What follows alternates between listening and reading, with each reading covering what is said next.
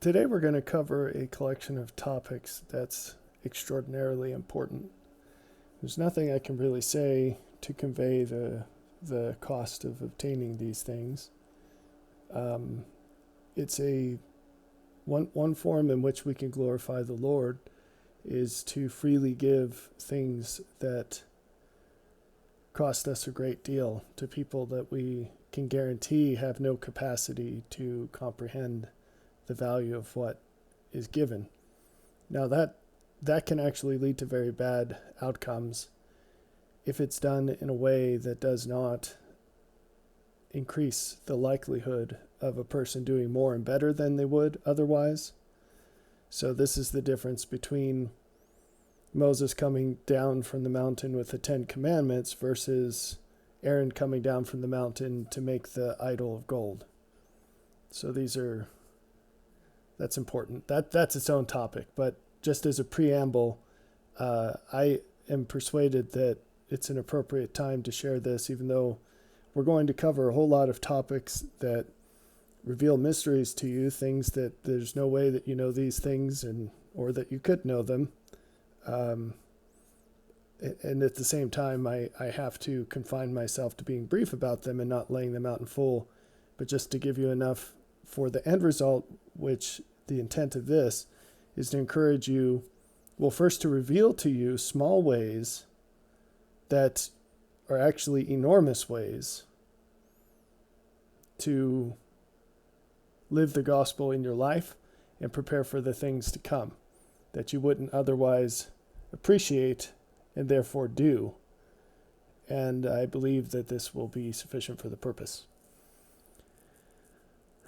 The motivating theme of this is what the title says. It's the need to call out people on your own team, first and foremost yourself, but those like you, whether that's people you look like or people who believe similar to you or people who live in or do similar things to you.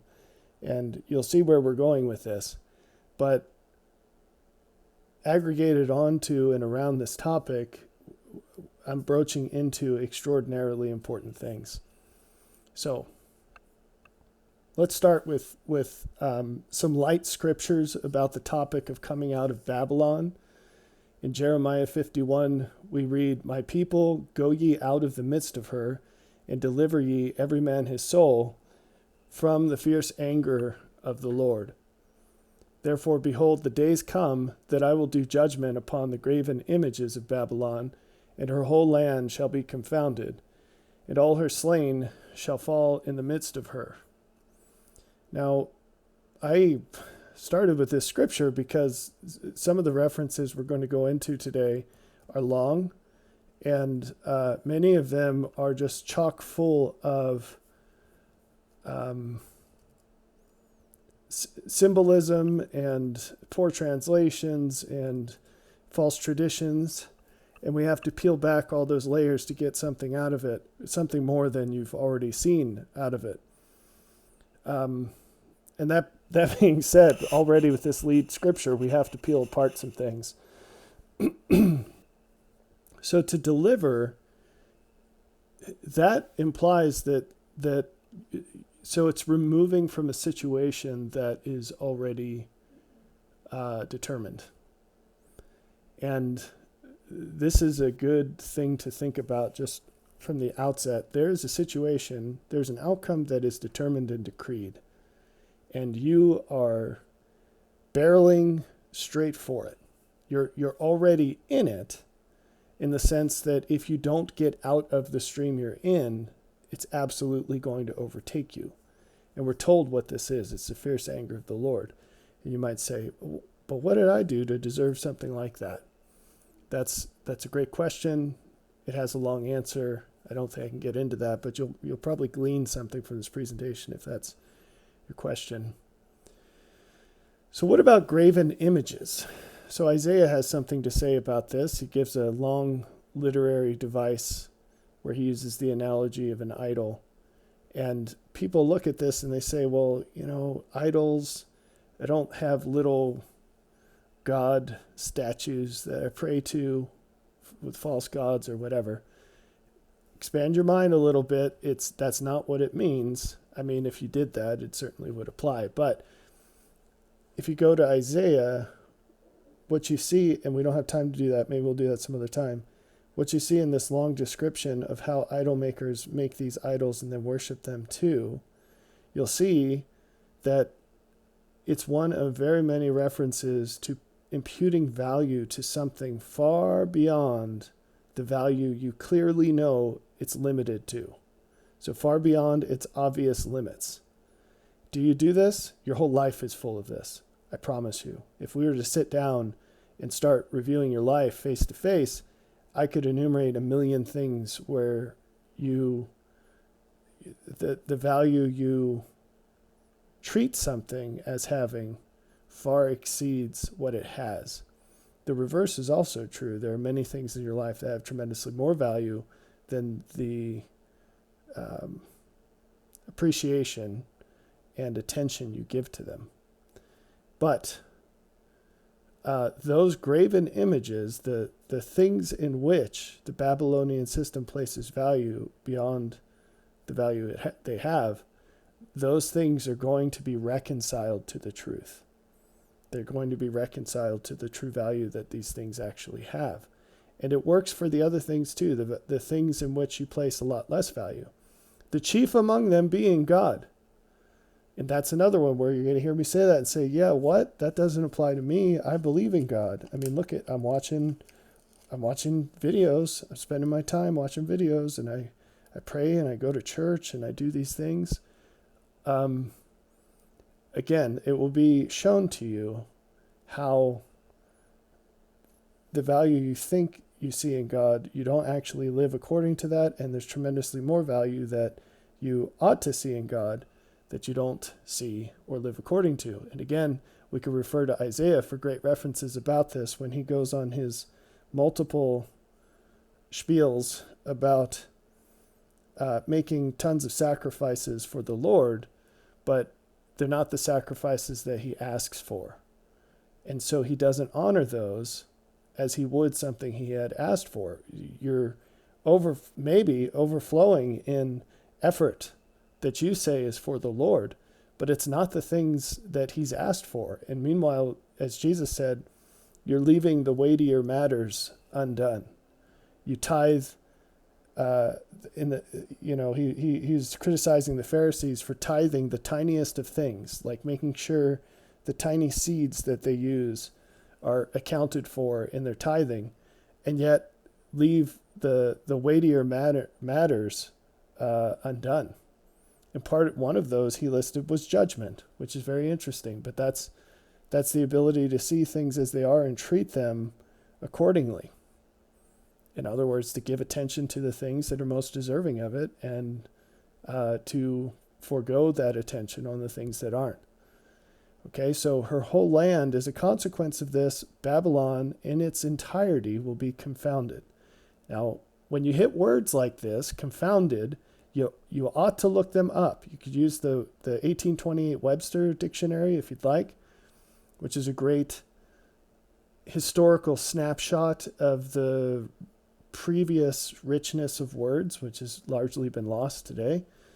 But it approaches perhaps the meaning that translators use. This is from the King James, so we want to go as old as we can. So confounded in the 1828 Webster, here's some definitions. I'm just scanning their websites, by the way. You don't have to buy anything to look these words up. I use one. It's Webster's Dictionary, 1828.com. So to mingle and blend different things, to throw into disorder, to perplex, to disturb, to abash, to throw the mind into disorder, to perplex with terror, to terrify. So to destroy and to overthrow. There you go. So those are the 7 definitions given here. Excuse me. So what would it look like for Babylon to be destroyed, to be overthrown, to be perplexed with terror, to be disturbed. I lost my place here. And it's disturbed specifically by the apprehension of the indistinctness of ideas or words. So maybe all this isn't making sense, but to those, well, for the benefit of those for whom this is not making tremendous sense, here it is put into plain terms. Imagine if everything you were used to suddenly changed, and that all the ways of doing things before suddenly didn't work anymore, at least not nearly as well as they used to, and new ways that make a lot more sense, not sense, but have a much greater outcome. Well, let me rephrase that. To obtain the same outcomes as you had before, you have to do radically new things that no one knows about, and that aren't easy to discover, because the things that have always worked no longer work. So that's like a very low intensity application of this concept of Babylon being confounded. Do you see that today? Do you see the idea of everyone go to college falling flat on its face? That's basically the worst thing you could do if you're a young person. In a general sense, if you had to make one rule and you went with that one, you'd be worse off than a bunch of other rules, like learn a trade. I'm not saying that's the right thing to do either, because another aspect of the confounding is one size doesn't fit all anymore. You've got tons and tons of specific situations, each of which has a different optimal solution. I should have said problems, not solutions. You've got tons of problems, each of which has a different ideal solution. So we're already seeing this, and we just took one specific example of career preparation for young people. Look at marriage, same deal. Look at children, same deal. Look at the education of children. That's a very specific thing. Same thing. Same thing. Now, where have you heard all of these things before? And you thought they were the random rantings of a madman.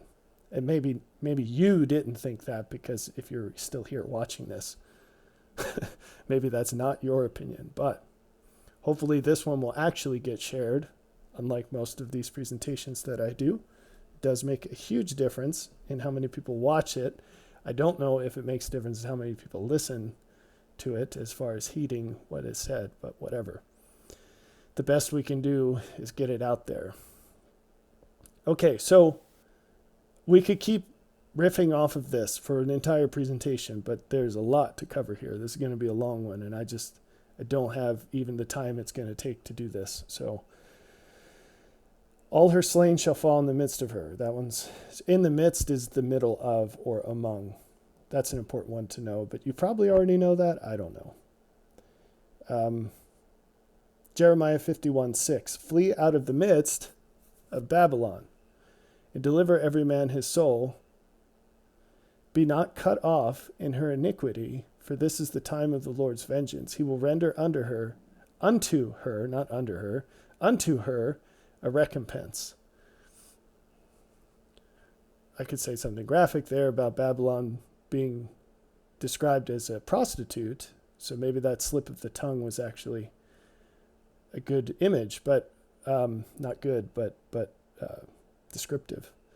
Anyway, again, we have the echo of this idea of each man delivering his soul. That is also important. The fact that we're talking about individuals here is also important. Historically, if you went with the flow, you'd probably be better off than you would be cutting your own path. And all of a sudden, this changes. And it's not that every person is on their own, in a sense, but that the paths to take must be determined by the individual. If you make your rule to go with what other folks do, you're almost certain to end up in a worse place now than if you did it for yourself. And so now that's just another example of everything going topsy-turvy as, quote, the whole land is confounded. So, what does it mean to flee out of the midst of Babylon? If you think this just means something geographical, the first limit to that interpretation is the fact that we're not talking about an actual city that's actually called Babylon. We're talking about an ideology, a culture. Babylon is a culture. What's a culture? It's a set of ideas. What kinds of ideas? Cause and effect. Beliefs. A belief is a putative mapping of cause and effect. If you've read The Glory of God is Intelligence, that's not news to you. That's been out for a while. Okay? So what does it mean to be in the midst of a culture? Well, surrounded by people who have that culture? Sure, yep. You should say practice that culture, because contrary to modern sensibilities, someone's culture is not the same as their race or any other genetic attribute. It is 100% malleable. It can be changed through choice, immediately, in fact. So what does it mean to be in the midst? Yes, surrounded by people who hold certain ideas, but also to hold them yourself. Also to hold them yourself. And also to transact through these ideas. In other words, there have been religious... I'm trying to think of a word that doesn't have a negative connotation, because I don't mean it that way. Seriously religious people in the past and present who hold certain beliefs about violence or technology. And so the Quakers in the time of the American Revolution, they were publicly lambasted for these beliefs by, for example, Benjamin Franklin, because they didn't like getting attacked by Indians, but they would not fight them because they said it was against their religion. But they would finance others to fight them under the pretense of giving them goods and money for other reasons. But it was very obvious what they were doing. So they were skirting their own religious limitations. Or you look at the Amish or any of the Mennonite societies today, the only reason they have any kind of standard of living is because they take advantage of the Babylonian wealth of the system they say is wicked.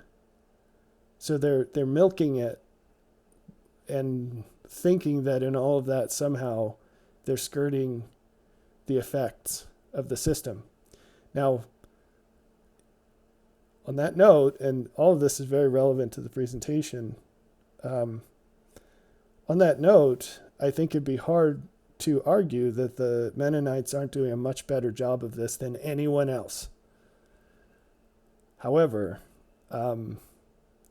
I'd say that they're not going far enough, and that a better way would be to fully isolate themselves in their own society and not transact with Babylon. Because I'd say they're doing a heck of a lot better than if they were all in Babylon, but having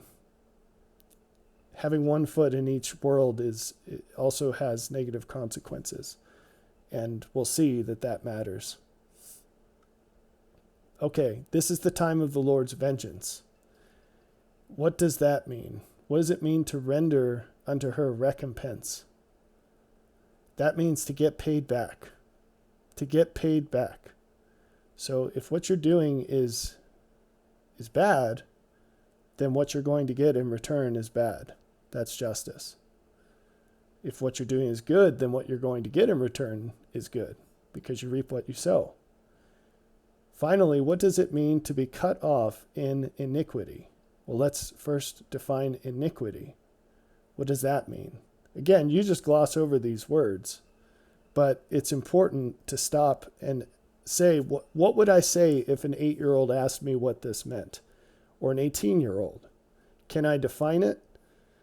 And if not, maybe you need to slow down and start using your dictionary. So iniquity means injustice or unrighteousness or a deviation from rectitude. You can simplify this very easily without losing any of the meaning by saying it's anything that deviates from God. He is righteousness. Now you could categorize this into two levels. One is absolute righteousness, which is how God really is. And the other, you could call it your best understanding of righteousness, which is God, how you sincerely believe him to be.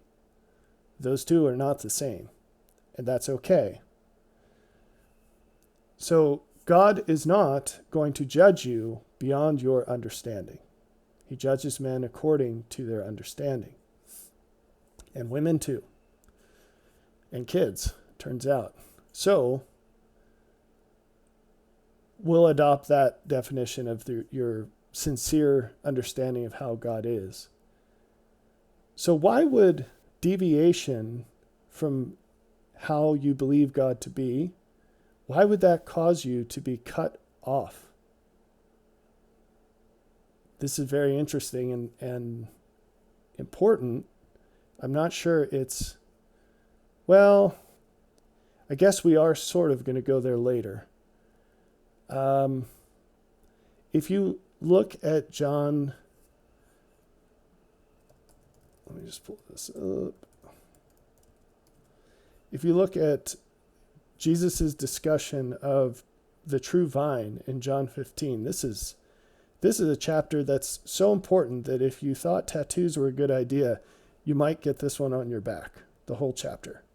Of course, that wouldn't help you read it. So maybe get it in reverse on your chest, and then when you look in the mirror, you could read it every day. So it's kind of a long chapter, so this is one case where being heavier would be a good thing, so you have more real estate. But the idea of a tree or a network or a vine, this is a very important idea. And as it happens, each of us is in some sort of a path. Now there's a good thing to think about is how directly your path is inclined towards God. And some people, most people are inclined away from God. They're not on a path towards him at all. Some few are, and among them, there's tremendous variation in the slope of this path up towards God. What Jeremiah 51:6 is referring to when it says cut off in iniquity.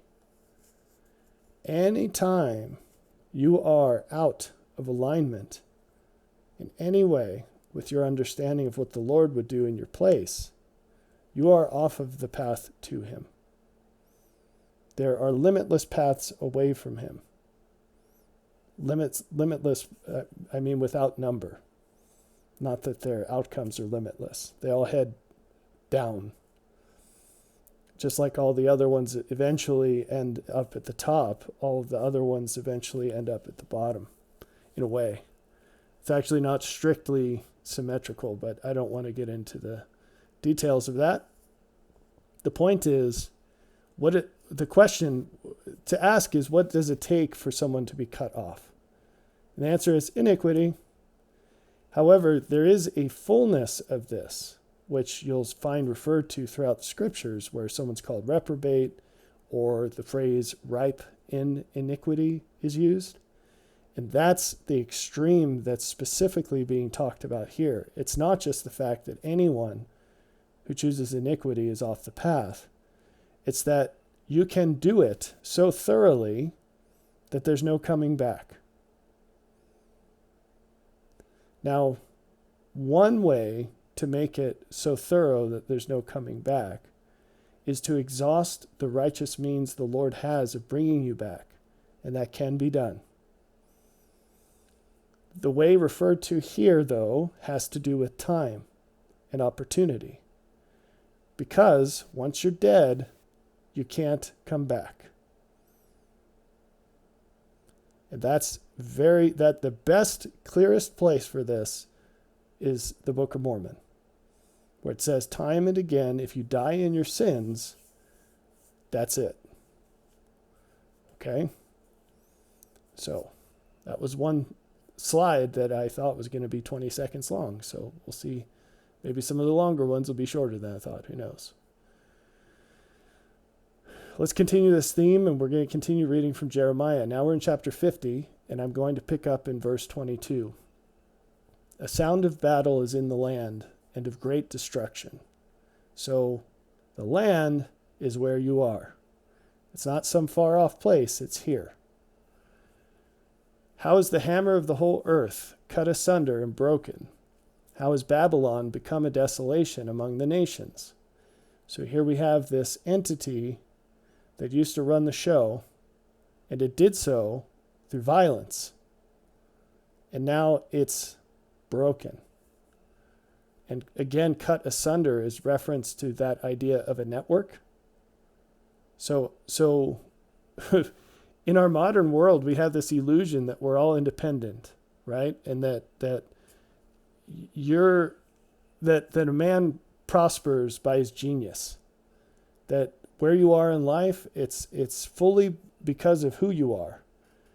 And that couldn't be further from the truth. You would struggle to find a person whose quality of life, and I don't care how poor they are, in the United States, you're going to struggle to find a single person whose quality of life has anything to do with what they deserve. In every case you find, you're going to find someone who enjoys much more than what they deserve. The prosperity comes from cheap energy and the contributions of a few select people, not what you do. Not what you do. We could pick on specific jobs. We don't have to. Everywhere you look, you'll see examples of what I'm saying, including in your own life. Odds are, it's extremely likely. So the truth is that prosperity, I said it's from cheap energy, and it's from your network associations with what and who actually provides the prosperity. And so in the case of cheap energy, it comes from your connection to fossil fuels, which you didn't put in the ground, and it comes from the contributions of a few really smart people who figured out things, ways to do it, ways to distribute it, ways to apply it, and the contributions of others who are actually compensated for what they do, and this is the people out on the rigs in the middle of the ocean or whatever, or the coal miners who even that, which is a brutal job, but in modern times most of the work is done by machines, right? What the workers actually do, the ratio of that versus the benefit they receive, and they're all unionized, they all get paid tons of money for what they do compared to 100 years ago. So it's this network combined with, or I should say charged with, injustice. That's what it is. That's a word you need to learn to use correctly, not as society uses it. 24. I've laid a snare for thee, and thou art also taken, O Babylon, and thou wast not aware. So a snare is a trap. It's a circle. It's a loop you make, usually out of wire today, but you can make one out of rope. And the way it works is you have to disguise it, but you get the animal to walk through by tunneling their path so that they don't really have a choice, but they don't realize they're being tunneled. You use natural objects to funnel the animal into the snare. And then what happens is once they get in it enough, they will notice it. And as they struggle to get out of it, the more they struggle, the tighter it gets. And that fully describes the Babylonian system. Because people don't pay attention to the increasing costs of the dwindling benefits. I've talked about this before, but very few people have. I'm thinking of one secular individual who's a scientist, who's very well spoken, whose focus is on oil. He's talked about this, but he's not as, again, I don't want to say radical, but as dramatic maybe in his suggestions for what to do about it. But I've spoken about this as dramatically as saying we've been swindled out of an agrarian society. It used to be that almost everyone was a farmer. And now almost no one is a farmer. And the people who are tend to farm so much land that they're actually robot and machine operators, not farmers. So the whole thing we've distanced ourselves very much from that. What's the problem? All the modern problems far exceed the problems we would have under an agrarian society. They far exceed it, and the benefits are nothing compared to what we would have. And so if you were to live on subsistence for a year, just what you grew, and you knew what you were doing because someone had taught you or you had come up in this way, you would be amazed at how little you have to work. Now, some of the work is pretty monotonous, but it's a much better fit to how we're designed. And the returns are enormous. Imagine planting seeds in the ground, grain, and harvesting 5 to 50 times what you plant. There is nothing you can do in this world to get that kind of return reliably in the Babylonian system. Some people get that or more, but it's at the expense of much more people who don't. And the snare just keeps tightening. And you see young people looking all around saying, what can I possibly do to afford to live in this world? There is no path where I can, a predictable path. There's super risky things you can do that might work out, but there's no predictable path where you can afford the cost of living that your parents had. You won't find it. There isn't one. There isn't one thing you can do. Now you might get lucky and it's called riding the tiger when you find the best in a terrible situation, but it's still the cleanest dirty shirt. And that's just going to get worse. It's getting worse in real time. You can see it happening in real time. And so he says, thou wast not aware. Very few people saw this coming. Some people did, and they were ridiculed. Thou art found and also caught, because thou hast striven against the Lord. And now we say, what? What does this have to do with the Lord? What you're saying, Rob? How is this striving against the Lord? Aren't we supposed to enjoy the fruits of the earth and make use of these things that God has given? If you think for a second that how we as humans have expended unprecedented wealth in cheap energy, the coal and the oil and the gas, if you think that the way we've done this as humanity looks anything like the way God would have done it, I don't know what you're smoking, but if the price is right, pass it over here, because obviously that's some strong stuff. The Lord hath opened his armory and hath brought forth the weapons of his indignation. For this is the work of the Lord God of hosts in the land of the Chaldeans. Sorry, before I go on, I'm being pinged here. Back to verse 24. I'm not a Luddite. I'm not saying that low technology equals good and high technology equals bad. However, the Lord has thoroughly convinced me that you cannot take things out of the mountain and bring them down to people who refuse to come up the mountain. As Abraham said, in the mountain it will be provided. And you have to issue these things out in ways that respect God's system and wisdom and the depravity of mankind and human nature. And if you don't do this, look around you, and this is exactly what happens. But I say look into the future and look around you, because it's going to get way worse. Way worse. And you eventually, if you live long enough, you will absolutely join me in saying how terrible an idea all of this was. It was, and it becomes, a friend of mine is a big hiker, and he lives in a place where there are these beautiful canyons. And he says, if you're in shape and you have a guide and you check the weather before you go, you can't beat the views. But if any of those conditions are not true, it's better that you just don't go, because you can get seriously hurt and you could die. And so that's the way technology is too. That's the way every blessing from God is.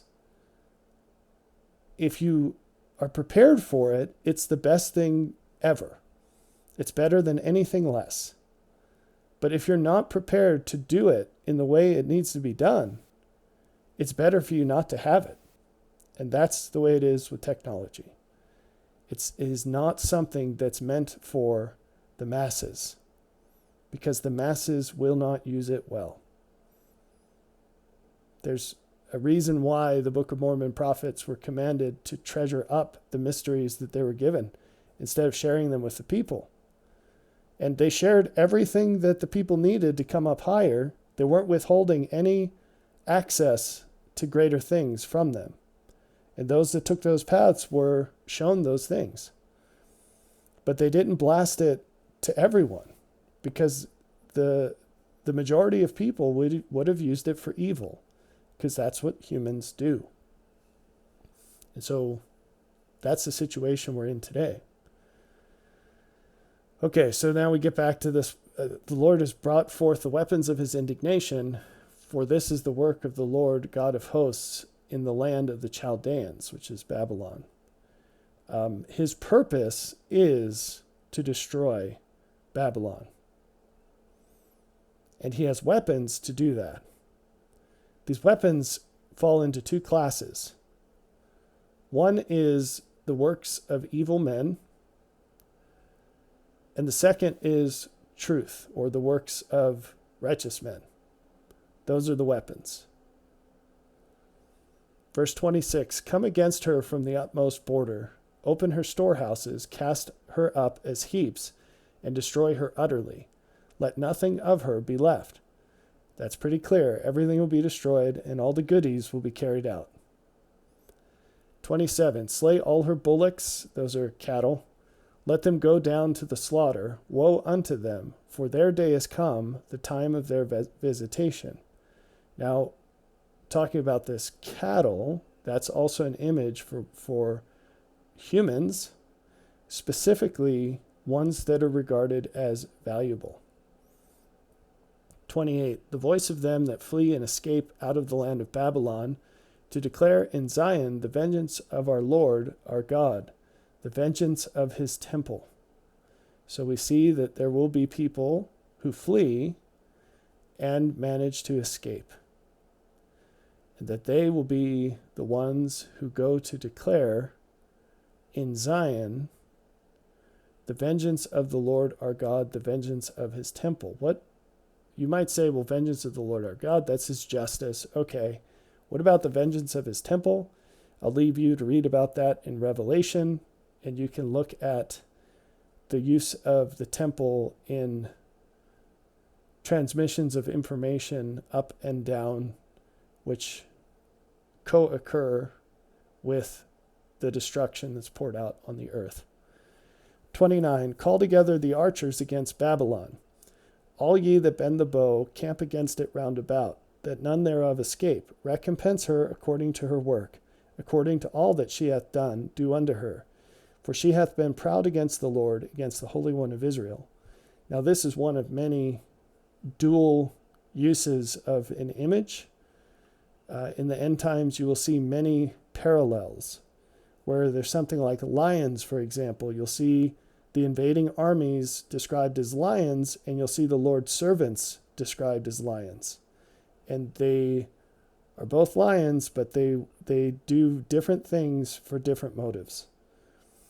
What about archers? You might not know this, but bows and arrows and archers, these are all plays on an image of messages.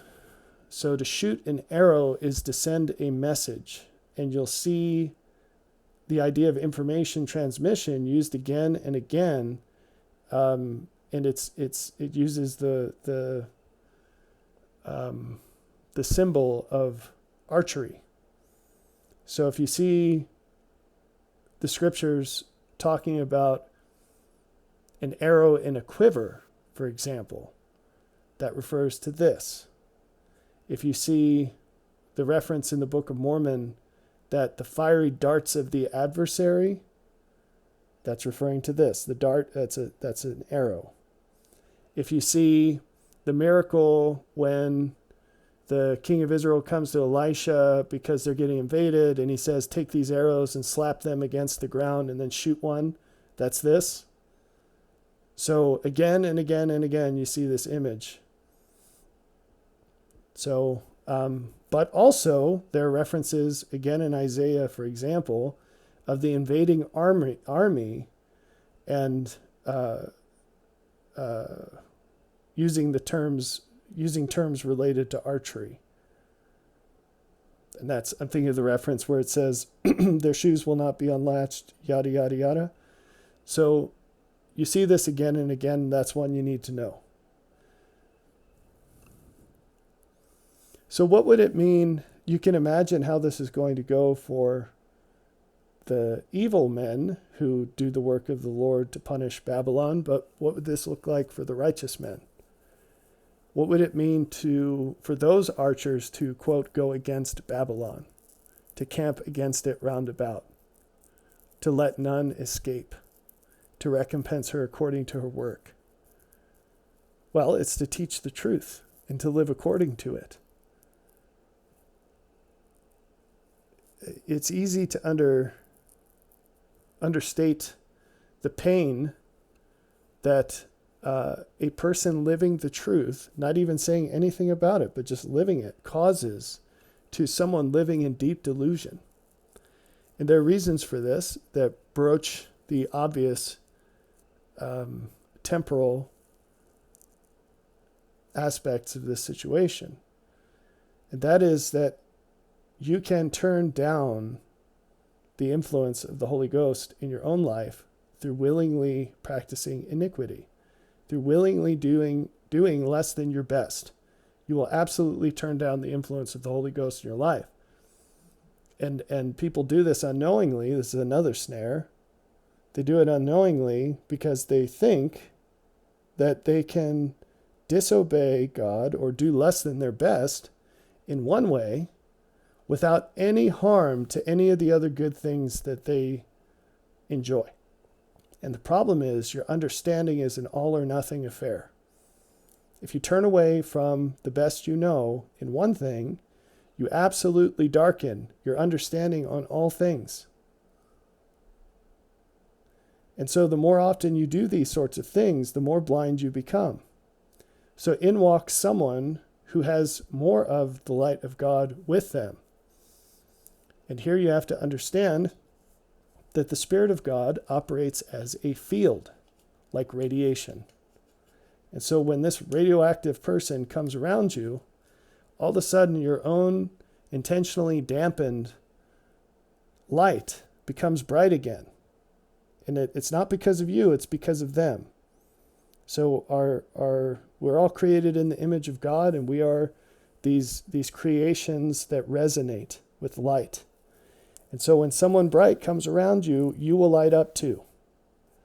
And when that happens, all these negative feelings are going to come over you, because that light will judge you, and you will feel that judgment. Again, I'm talking about a situation where this person hasn't said a word. You will feel all the things you would feel if they did say a word. You'll get angry, or you'll be afraid, or you might get violent. And you're going to be like a fish out of water, flopping around, thrashing for a way to make this pain and this anxiety, or whatever, however it manifests, to make this negative emotion go away. So that isn't too much different than actually shooting an arrow into somebody.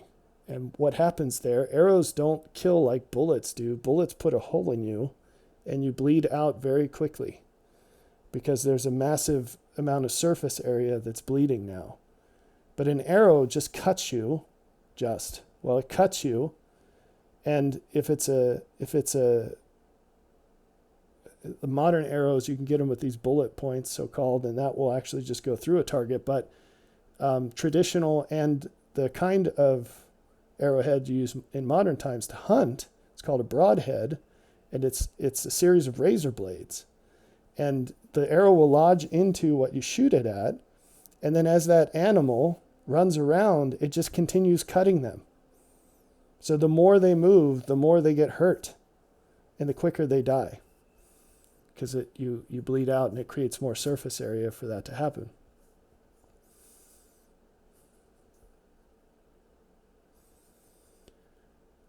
Okay, so therefore shall her young men fall in the streets, and all her men of war shall be cut off in that day, saith the Lord. So it's like your only hope of deliverance in the ways of the world is going to be taken from you. If there's no young men and there are no men of war, you are toast against the invading army. Behold, I am against thee, O thou most proud, saith the Lord God of hosts, for thy day is come, the time that I will visit thee. And why does he regard Babylon as the most proud? Because where much is given, much is expected. And that's a principle that doesn't just apply to cultures or nations, but to people. And so you should think about what he has given you and whether you're living up to it.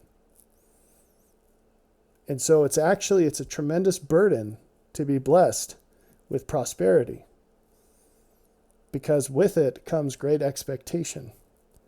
And if you live up to it, just like going to that canyon, if you live up to it, it will be a great blessing to you, a much greater blessing than you would have without the prosperity. But if you fail to live up to it, it will be worse for you than if you never had it at all, because of the punishment that will be due. Verse 32, and the most proud shall stumble and fall, and none shall raise him up. And I will kindle a fire in his cities, and it shall devour all round about him. Now, that fire is very important. It's related to the arrows that the messengers shoot. Jesus referred to it in his ministry. And he said something about, I'm come to kindle a fire, and what do I care if it burns before I come? Very interesting reference. This fire is referred to by Isaiah as well. He talks about sparks that kindle a fire, and that's what this is talking about. So it's not just that the cities will literally burn, although they will. There is a spiritual parallel to all of the physical things in the end times. And so there is a fire in the cities, and that's caused by the armies and such. It's not just armies, it's civil violence, it's a bunch of things. But those fires are parallel to the spiritual fires that come from these people, his other army, his holy army, that spiritually send the arrows. And they light a fire as well. And that's the fire of God's glory. Now we're going to move on to Revelation 18. I'm going to start in verse 1 and we'll read through to verse 8. And after these things I saw another angel come down from heaven, having great power, and the earth was lightened with his glory. Now, let's pause If I asked you, has this happened yet? That's always a fun question to ask as you're reading Revelation. It's an important one. You might say no, because the earth has not become lighter. I would say, how do you know? Without saying whether or not this has happened, or whether I believe it has or has not happened, I'd say, how do you know? Because we only see certain bandwidths of light. And this applies with our physical eyes. There are types of light that you cannot see, like infrared with your eyes. And this applies to spiritual light, which is a concept I've talked about many times, using the phrase windows of truth. You could also say windows of light. There are many windows. It's all the same principle. So how would you know? Because only those with great light would see someone coming with even greater light. If you want scriptural support for this idea, I'll ask you, who publicly testified of Jesus as the Messiah? Why was John the Baptist the one who did that? Why wasn't it a random person in the crowd that was there, or Herod or somebody? Why was it John the Baptist? And if you say because that's what he was appointed to do, then you've got a lot of learning ahead of you. You've got the cart before the horse. Why was he appointed to do it? Because he could see. He could see it, and he was told what to look for. And who told him? An angel. Well, when was the last time an angel came and told you anything? So why would you expect that you're going to be the one to see that the earth is lightened with his glory? And what would that even mean? What would his glory be? What is glory? What about coming down from heaven? Does that mean that all these people are going to be staring up at the sky and the clouds apart and an angel will pop down? Does God send angels to the earth in other ways? How did he send Jesus to the earth? Jesus literally said the phrase, I came down from heaven. He said he was the bread of life that came down from heaven. How did he come down from heaven on that occasion? Verse 2, and he cried mightily with a strong voice, saying, Babylon the Great is fallen, and is become the habitation of devils, and the hold of every foul spirit, and a cage of every unclean and hateful bird. I won't dissect that verse, but it's possible to do, and it's important.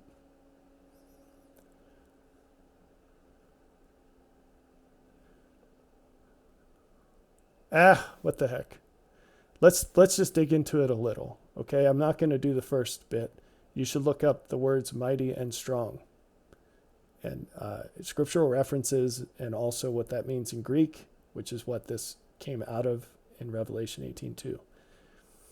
Okay, so first off, his description of Babylon is that it's the habitation of devils, meaning that if you inhabit it, what does that make you? Now, this is very offensive for people to hear. They say, I'm no devil. You don't understand. And I've spoken about this at length. I did a long series on demons and possession.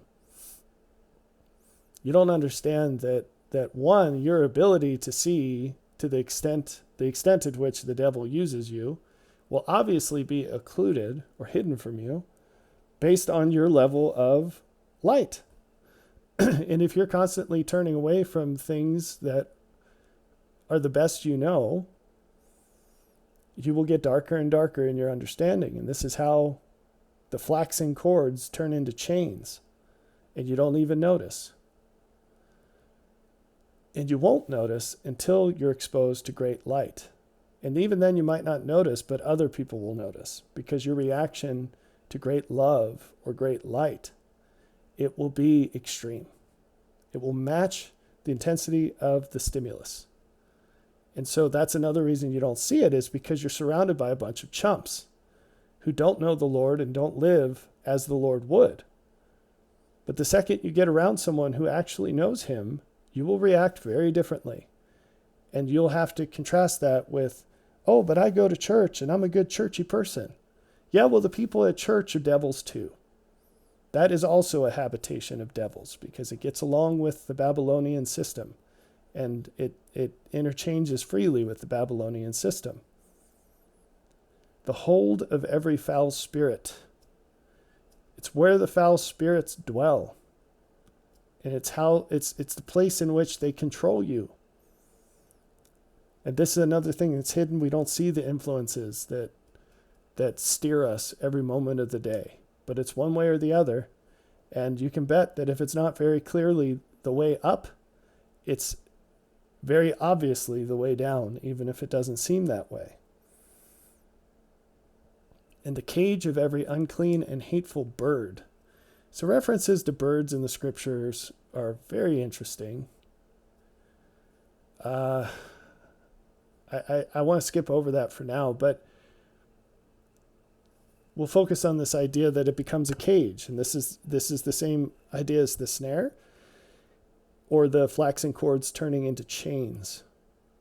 The longer you're there and the deeper you are in it, the more entrapped you become. Okay. Now, this angel is quoted here as saying Babylon the Great is fallen, and is become the habitation of devils. Is this fall talking about the destruction of Babylon? In other words, is the angel saying Babylon has been destroyed? Or is this more like the fall of Adam? To say, basically, Babylon is ripened. Or to say, Babylon is approaching its end and has gathered the strength to do its greatest damage. Well, if it has become all of these things, that doesn't really match this idea of it's destroyed. And for further evidence to support that idea, we have that, as we'll read in a second here, this angel is calling people to flee from Babylon, right? So, Babylon has not yet been destroyed, as this is read. In verse 6, we read, reward her even as she rewarded you, and double unto her, double according to her works.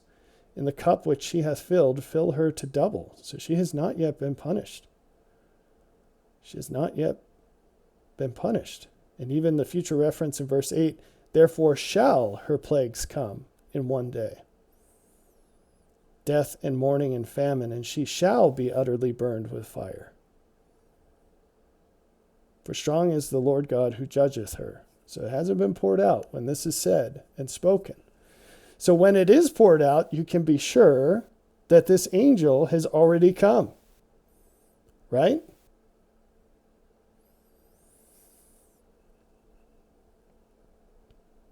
Come out of her, my people, that ye be not partakers of her sins, and that ye receive not of her plagues. They haven't come yet. And finally, we'll just read verse 3 before we move on. We kind of picked out some chunks of the others.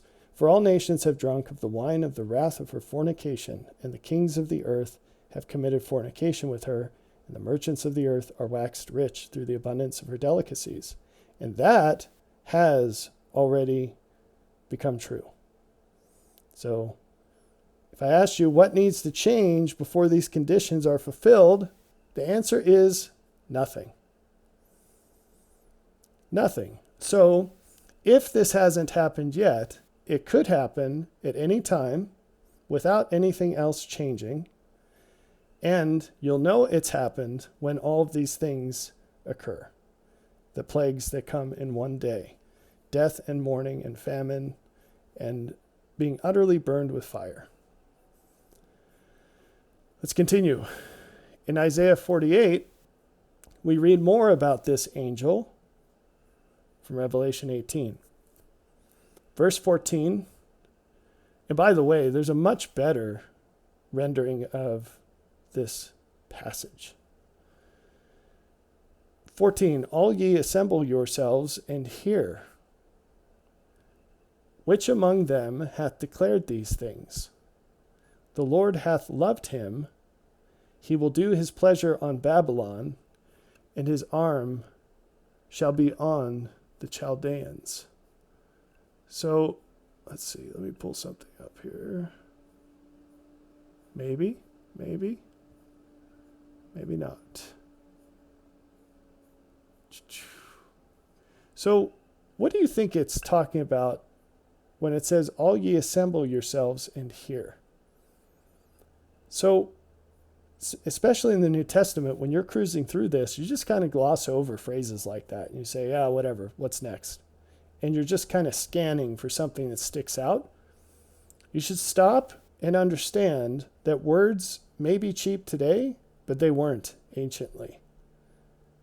You know, it might take a lifetime for a monk to copy out a copy of the Bible by hand, and massive amounts of money in terms of the paper and ink. So why would they bother to write words that don't mean anything? Now, there are limitations in translation, of course, but if the content is there, it's worth your time to figure out why. And so a great question when you're studying the scriptures is, why is this here? What does it mean? What would it mean if it weren't here? What does it mean because it is here? So, the speaker is calling you and I to assemble ourselves. Do we have a word for that? We do. What's that word? To gather. To gather. Who? Everyone. All ye. And do what? And hear.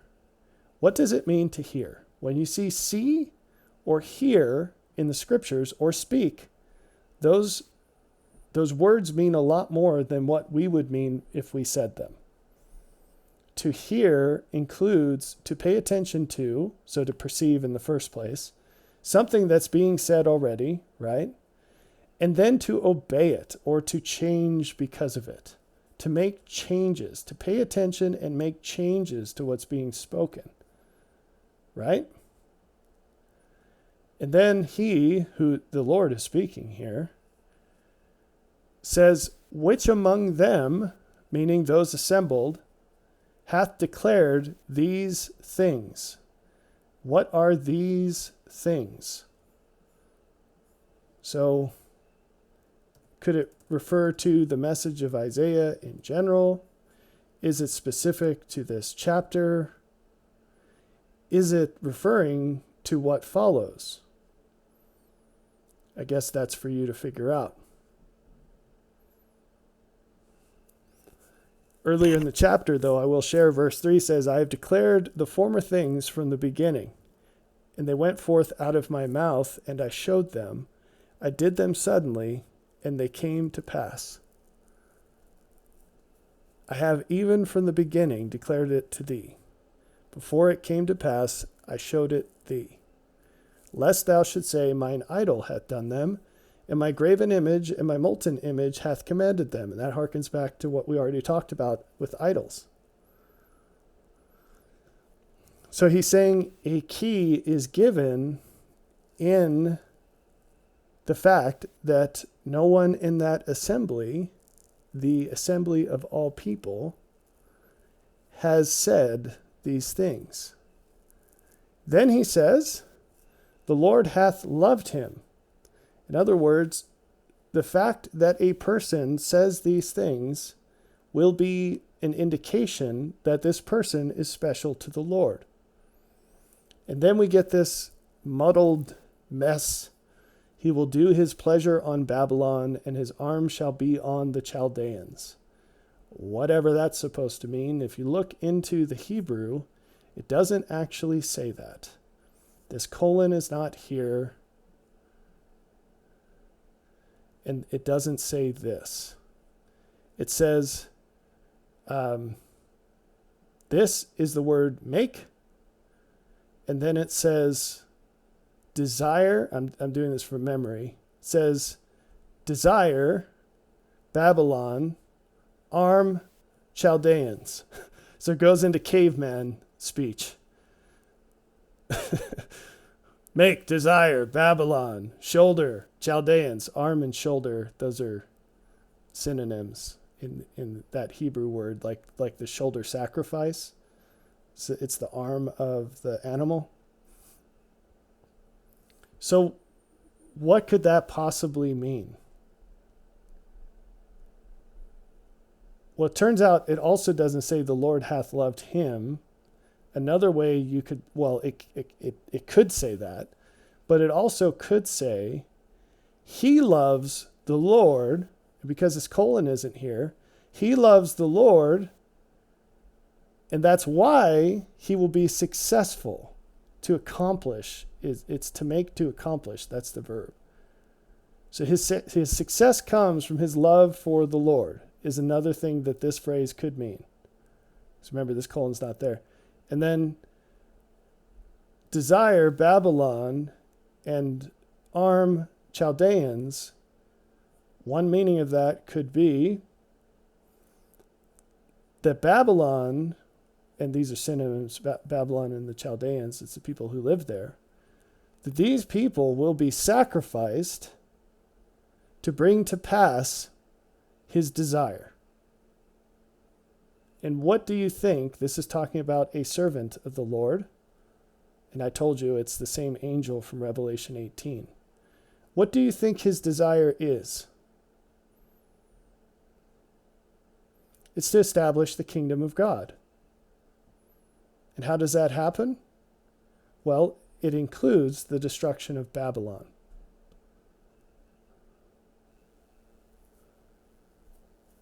Verse 15, the Lord's still speaking. He says, I, even I, have spoken. Yea, I have called him, I have brought him, and he shall make his way prosperous. Now the voice changes. Now it's no longer the Lord speaking. Now it's the servant speaking. And he says, come ye near unto me, which is an echo of how we started in verse 14. All ye assemble yourselves. And here he says, come ye near unto me, hear ye this. So again, gathering, right?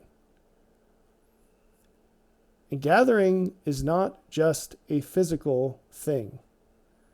It's actually not even driven by the physical aspect.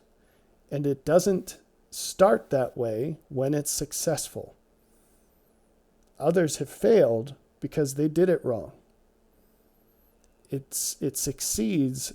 All successful iterations of gathering happen when you start with ideas.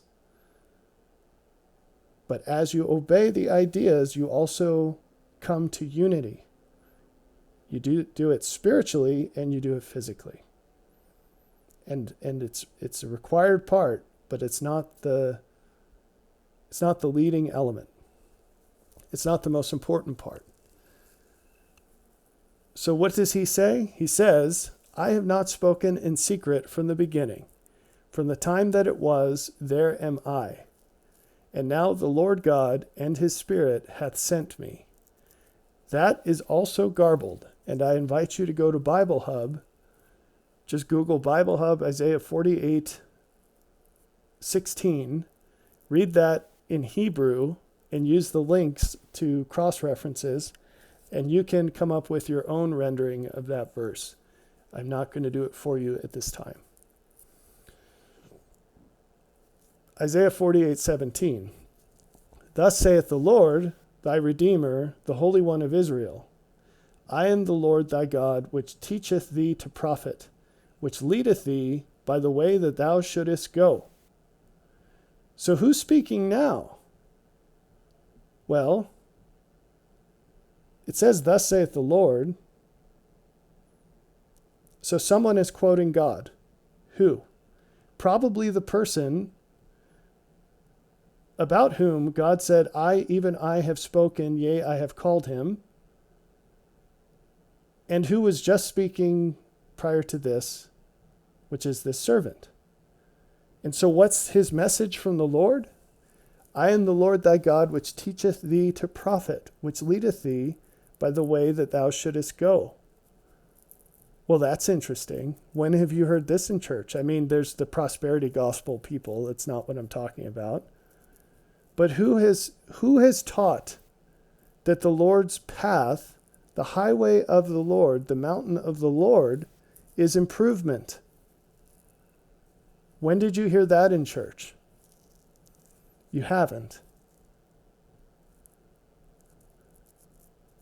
Where have you heard that the Lord leadeth thee by the way that thou shouldest go? Or in other words, that God directs you to what is best through what you presently believe is best.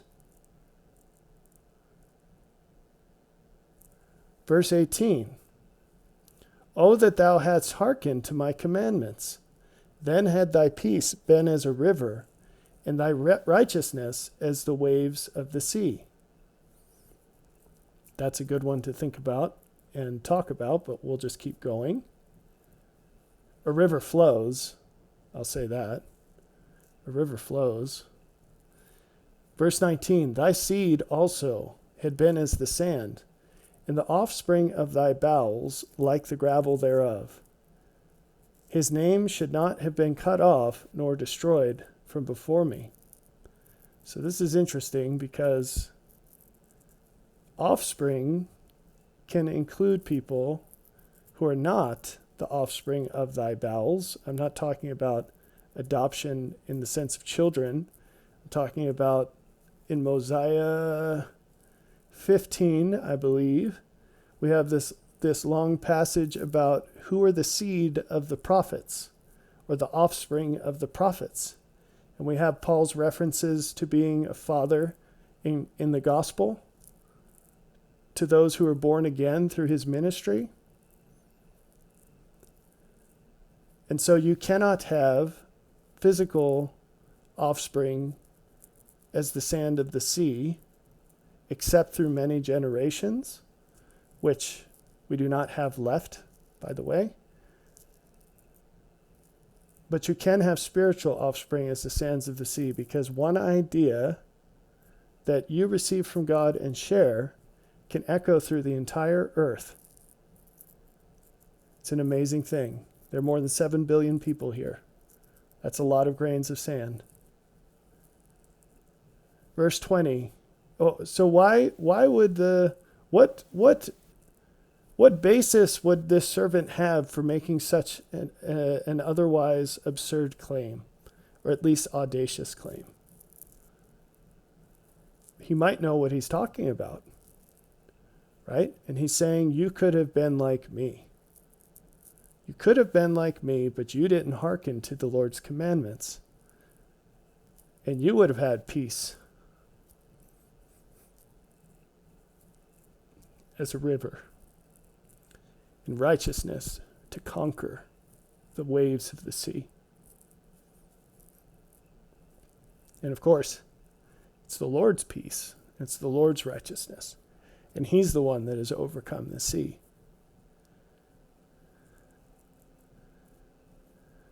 And your seed could have been as the sand.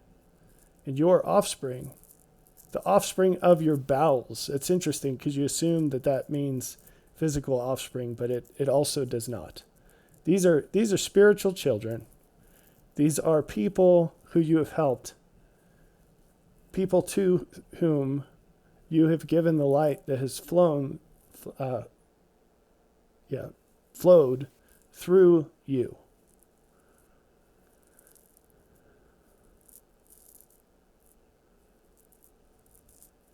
His name should not have been cut off nor destroyed from before me. Name means character. And let me ask you, what character has the power to endure the things that are coming? There is only one. There is only one name by which men can be saved. And only those who have that name will be saved. Verse 20, Go ye forth of Babylon, flee ye from the Chaldeans. With a voice of singing declare ye, tell this, utter it even to the end of the earth. In other words, shoot out your arrows, folks. Say ye, the Lord hath redeemed his servant Jacob.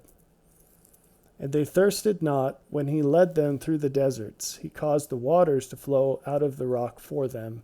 He clave the rock also, and the waters gushed out. What is that about? Well, that's all allusion to what the Lord did in ancient times when he poured out obvious manifestations of his power. And we read that the time will come when things are done that supersede those miracles in terms of their greatness, and that those will be the things that are referred to in latter times. And so this is an allusion to those events. Verse 22, there is no peace, saith the Lord, unto the wicked. There is no peace as you turn out of the way. And all it takes is doing less than your best. Isaiah 52:11 in the King James reads, depart ye, go ye out from thence, touch no unclean thing. Go ye out of the midst of her. That's again reference to the midst. Be ye clean that bear the vessels of the Lord. And that's a little unnecessarily confusing. Isaiah 52:11, one rendition that I came up with is, distance yourself from the motives and the beliefs of the world and those who hold them. Desire and find what has greater value. Proceed from where you are, purging all that cannot ascend. Make yourselves gleam with God's light. Arise and bring forth the perfection of the Lord in yourselves. That is how you come out from Babylon. That's a process for which you do not need to wait for anyone else to do anything else.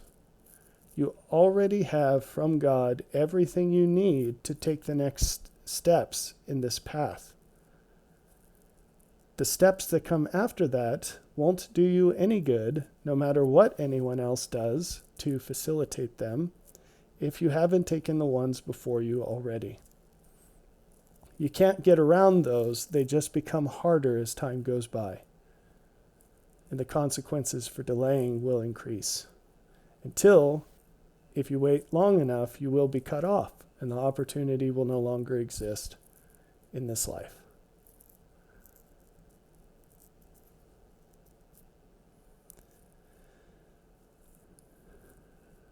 So I think I've already made the point, but this is not just a physical removal. And I had in mind a couple of things to cover here that are important.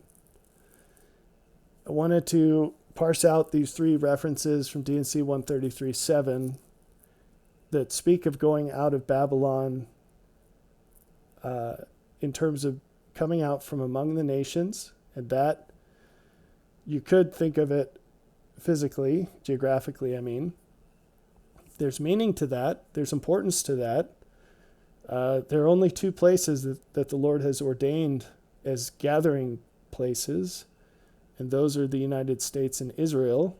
And for various reasons, I would not recommend going to Israel anytime soon. When the dust settles, it will be obvious that coming to the U.S. would have been a much better idea. Although I reiterate this principle that if you're not willing to do what it takes, it's better that you don't. But among the nations also just means the different groupings of people. You could think of it as any way to group people. That includes ideologically. What about the four winds? And what about from one end of heaven to the other? And I wanted to give you some breadcrumbs, maybe a lot more than that, to get you started in figuring out what these things mean. In Matthew 24:31, the Lord says, He shall send His angels with a great sound of a trumpet, and they shall gather together His elect from the four winds, from one end of heaven to the other. So just as the earth can be lightened with the presence of an angel, and maybe you don't see it, this great sound can blast, and maybe you don't hear it. What would it sound like? Well, it co-occurs with the sending of His angels. How are they sent? Is this some like a movie where all these angels fly out of the sky down to earth? Well, we already know, we've already established that one way he can send angels to the earth is through having them born. And if that's the case, what would the trumpet sound be? It's a good question. So what are they going to do? They're going to gather together his elect from the four winds, from one end of heaven to the other. Let's talk about the four winds. Wind can scatter, and it also can gather. Now, this is one benefit you lose by not living in an agrarian society, is it's likely that you've never experienced winnowing of chaff. So when you're processing grain that you grew, you have to lay it out on a hard surface and beat it with these giant nunchucks. And when the grain gets hit by these sticks, it breaks the coating off of the part that you eat. And that coating is protective, but it's not edible. And it's lightweight, it's fibrous. It's thin and lightweight. And so separating the wheat from the chaff, as it's called, what you have to do is you have to subject the mix of the part you want to keep and the part that needs to go away, that doesn't have use to you, although it makes good bedding for chickens, I'll tell you,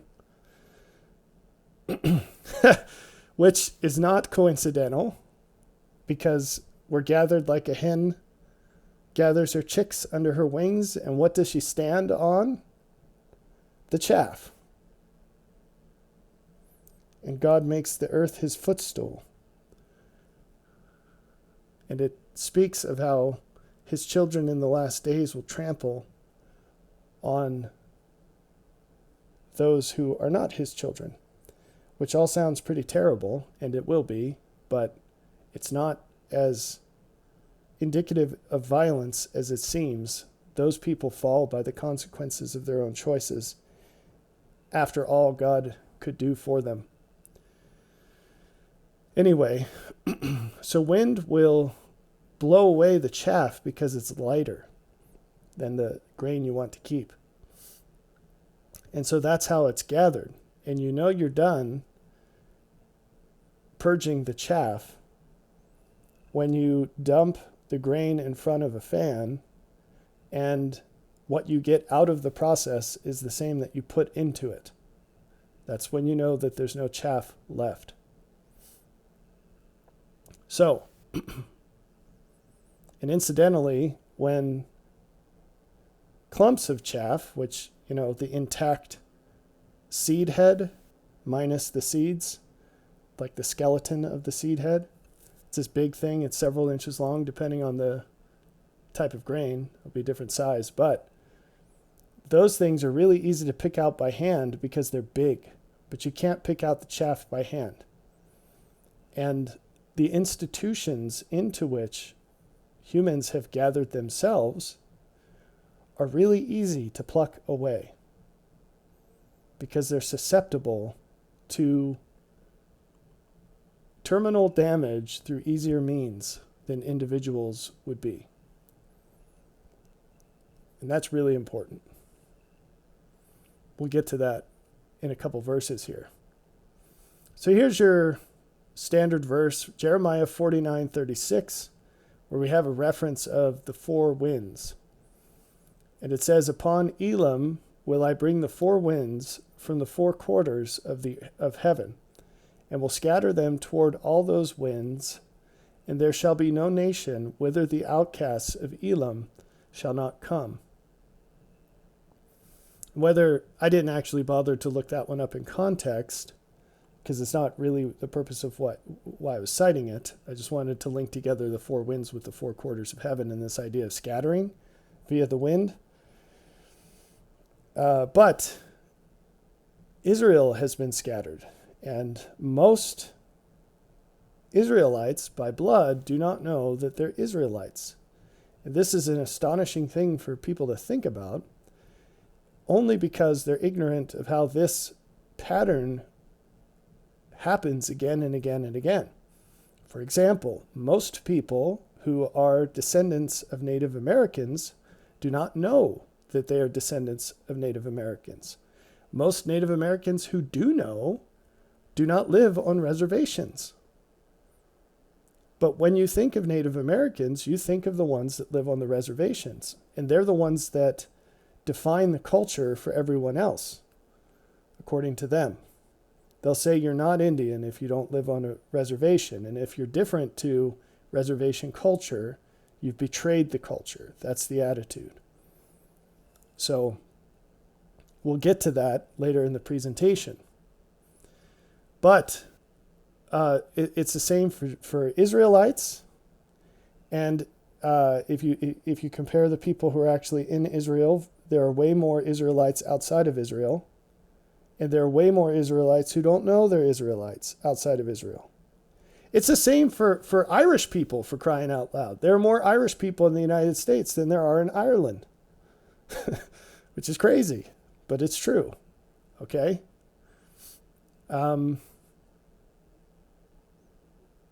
let's move on. So he has scattered them through the winds. Well, now let's talk about this association of the four winds with the four quarters of heaven. What does that mean? Quarters means if you quarter a chicken, you divide it into four pieces. So the four quarters of heaven, people think of this in terms of this reference we're about to get to with the four corners of the earth. The four quarters of heaven, it's four sections of heaven, or in other words, it's organizing all of heaven into four groups.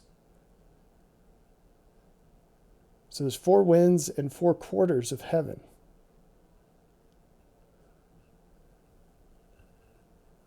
So now let's go to Zechariah 2. We're going to read 6 and 7. Ho, ho, come forth and flee from the land of the north, saith the Lord, for I have spread you abroad as the four winds of the heaven, saith the Lord. So there you have it. Deliver thyself, O Zion, that dwellest with the daughter of Babylon. All right, so right now, those who will belong to Zion are scattered. They dwell with the daughter of Babylon, and they need to come out from that. So God's children are scattered all over the place. And they need to recognize who they are and rise up and separate themselves from Babylon. Now let's jump over to Revelation 7, thinking more about these four winds, the four quarters of heaven. And after these things I saw four angels standing on the four corners of the earth, holding the four winds of the earth, that the wind should not blow on the earth, nor on the sea, nor on any tree. And I saw another angel ascending from the east, having the seal of the living God. And he cried with a loud voice to the four angels to whom it was given to hurt the earth and the sea, saying, Hurt not the earth, neither the sea nor the trees, till we have sealed the servants of our God in their foreheads. Now this, just like just about any reference to the end times, people will look at it and they'll analyze it independently of everything else, and they'll study it, they'll write master's thesis about it, theses, whatever, and they don't bother reading the rest and trying to link it all together. More importantly, they try to do this without living any of the things that they do believe, or at least not consistently. And no surprise, they end up with interpretations that are dead wrong or only partially correct. So instead of putting these pieces together for you, I will just briefly say that the earth, the sea, and the tree is not what you think it is. I will also call your attention to several things. In verse 2, we read, These four angels were given to hurt the earth and the sea. Interestingly, it doesn't include the trees, but verse 1 before did. It said that they're holding back the wind. They were holding it back from the earth, the sea, and all trees. And then in verse 2 it says it's given to them to hurt the earth and the sea. There's no mention of the trees. It's only in the next verse that this angel says, the one ascending from the east, he says, hurt not the earth, neither the sea nor the trees, till we have sealed the servants of our God in their foreheads. And so there's a distinction between what they're appointed to do to the earth and the sea and the natural consequences that will flow to the trees. If you look up that word tree, in Greek it means an arbor tree, a tree, but it also means the word is dendra. And if you're in statistics, you will know what that means because it's the root of a dendrogram. And a dendrogram is a hierarchical network. It's a graph that's a hierarchical network, like a family tree. That's where we get the phrase, family tree. And so family trees aren't the only kinds of trees. And maybe one way of briefly translating that word to convey more of the intended meaning would be to say something like human networks. Human networks. And what would that have to do with anything? Well, I spoke before in this video earlier. I spoke about how modern prosperity depends on human networks, and not always for good. Many of these networks, like crony networks, there are many people whose prosperity relies on a government that will take the goods earned by some and forcefully redistribute them to others. And they've optimized themselves in that tree. For example, there are other trees referred to. So in Isaiah, we read about this guy who has a garment of some type, and while all hell is breaking loose around him, people come to him for support and ask him to be their leader. And he says, I'm not doing that. I don't have what it takes. I myself am overcome by these things. How could I help you?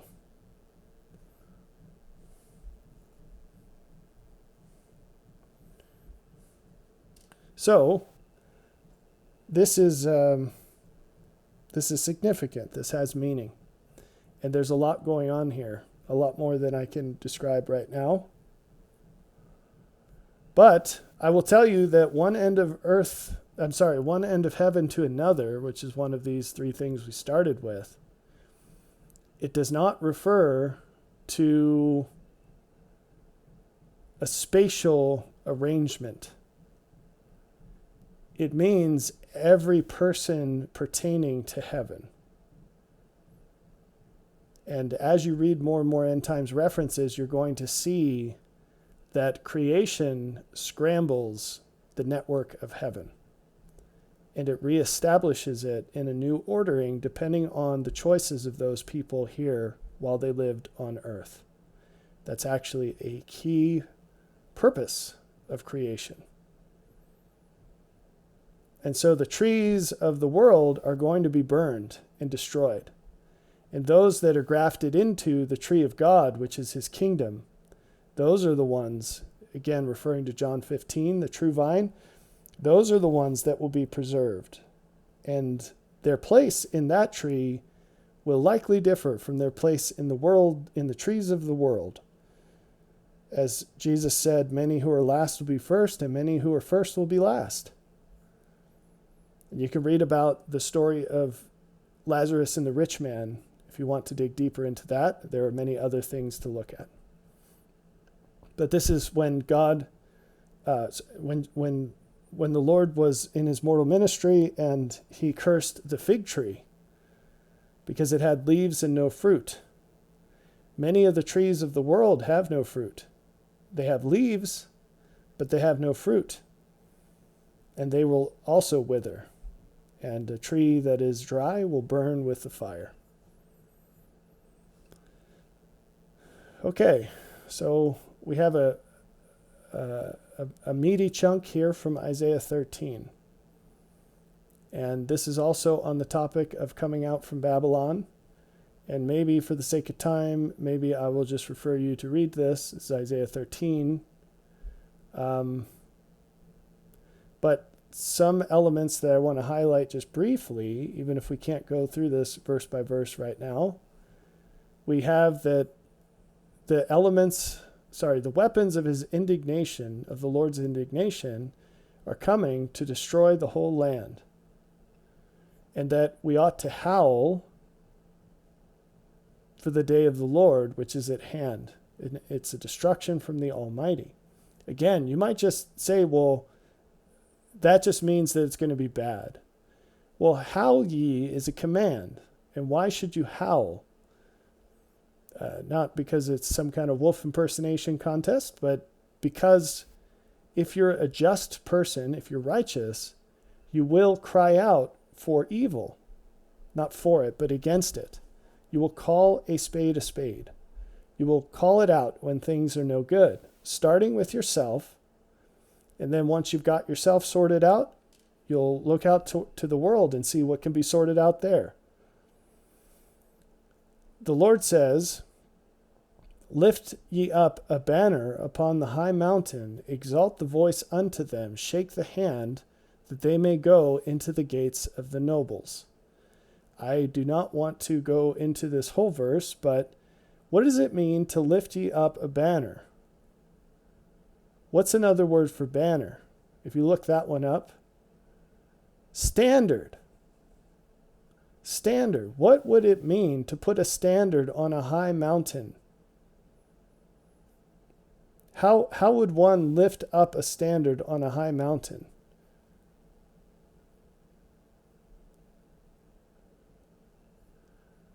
And then this bit about going into the gates of the nobles.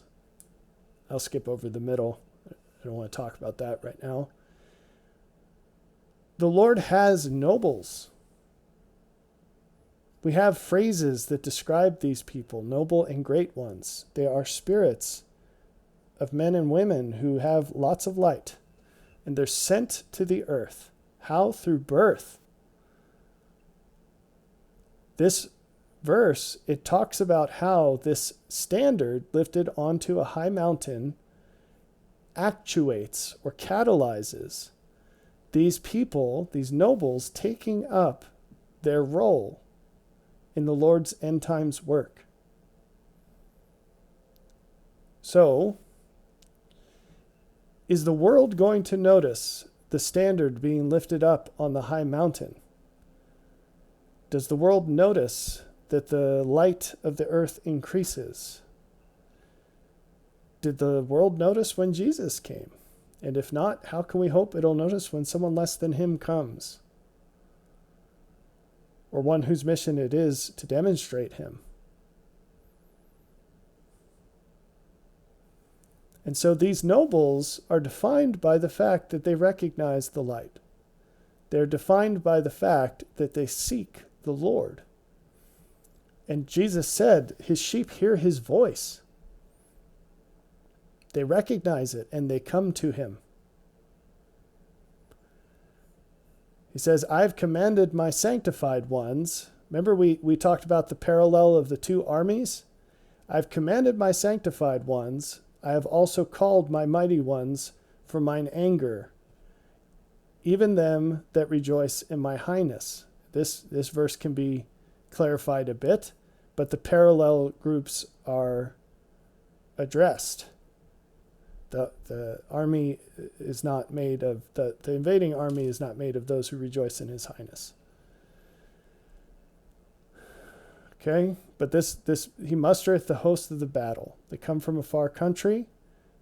So you could rewrite these verses more clearly, disentangling the two groups, where they come from and what they're here to do.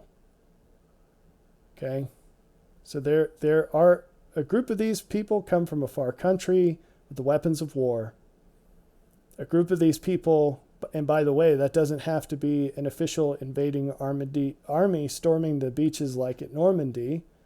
It would also include people that have come from a far country who are already here. Wouldn't that be something? And the other army comes from the end of heaven, which again, it doesn't refer to, I don't know, angelic space aliens or something. It's people born onto the earth who come from the extremes of heaven, even the Lord, those close to him, the ones at the top of the hierarchy. Okay? So, what else should we touch on here? You read a description about how everything falls apart. Not just the structures and the things we're used to, but the people's reactions, their strength evades them. They are overcome by what happens. They are scared. They're terrified, in fact. That's what it says here. They're in pain. How intense? Like a woman in labor. And it's cruel. And there's no escaping it. The purpose is to destroy the sinners out of it. There are reasons for this that I'm not going to get into. But look at this part. For the stars of heaven and the constellations thereof shall not give their light. And the sun shall be darkened in his going forth, and the moon shall not cause her light to shine. We read from Paul, for example, but in other places too, that the celestial objects, the planets and the stars, they all represent things in the kingdom of heaven. And specifically, they represent people and the relationships between those specific people. And you can refer to them in terms of classes, like saying the stars or the moon or the sun. And you can refer to them in terms of specific people, like the sun and the moon. Okay? So what does it mean for the stars of heaven and the constellations thereof? A constellation is a group of stars. We've talked about groups extensively in this video. Or trees. That they shall not give their light. You have no concept whatsoever of just how much is upheld in this world by the invisible intervention of angels. It is immensely extensive. Immensely extensive. And in short, what happens when they stop, quote, shining their light? Very, very bad things. Things fall apart. Things go terribly bad. And the sun and the moon, same deal. Bigger impact, same deal. So physically, these things will happen. I'm telling you right now, I don't care how outlandish it seems, there will be a time, it won't be forever, just so you know, but there will be a period of time where the stars do not shine, the sun is darkened, and the moon does not shine. You're going to see that happen. And it's going to fill people's hearts with fear.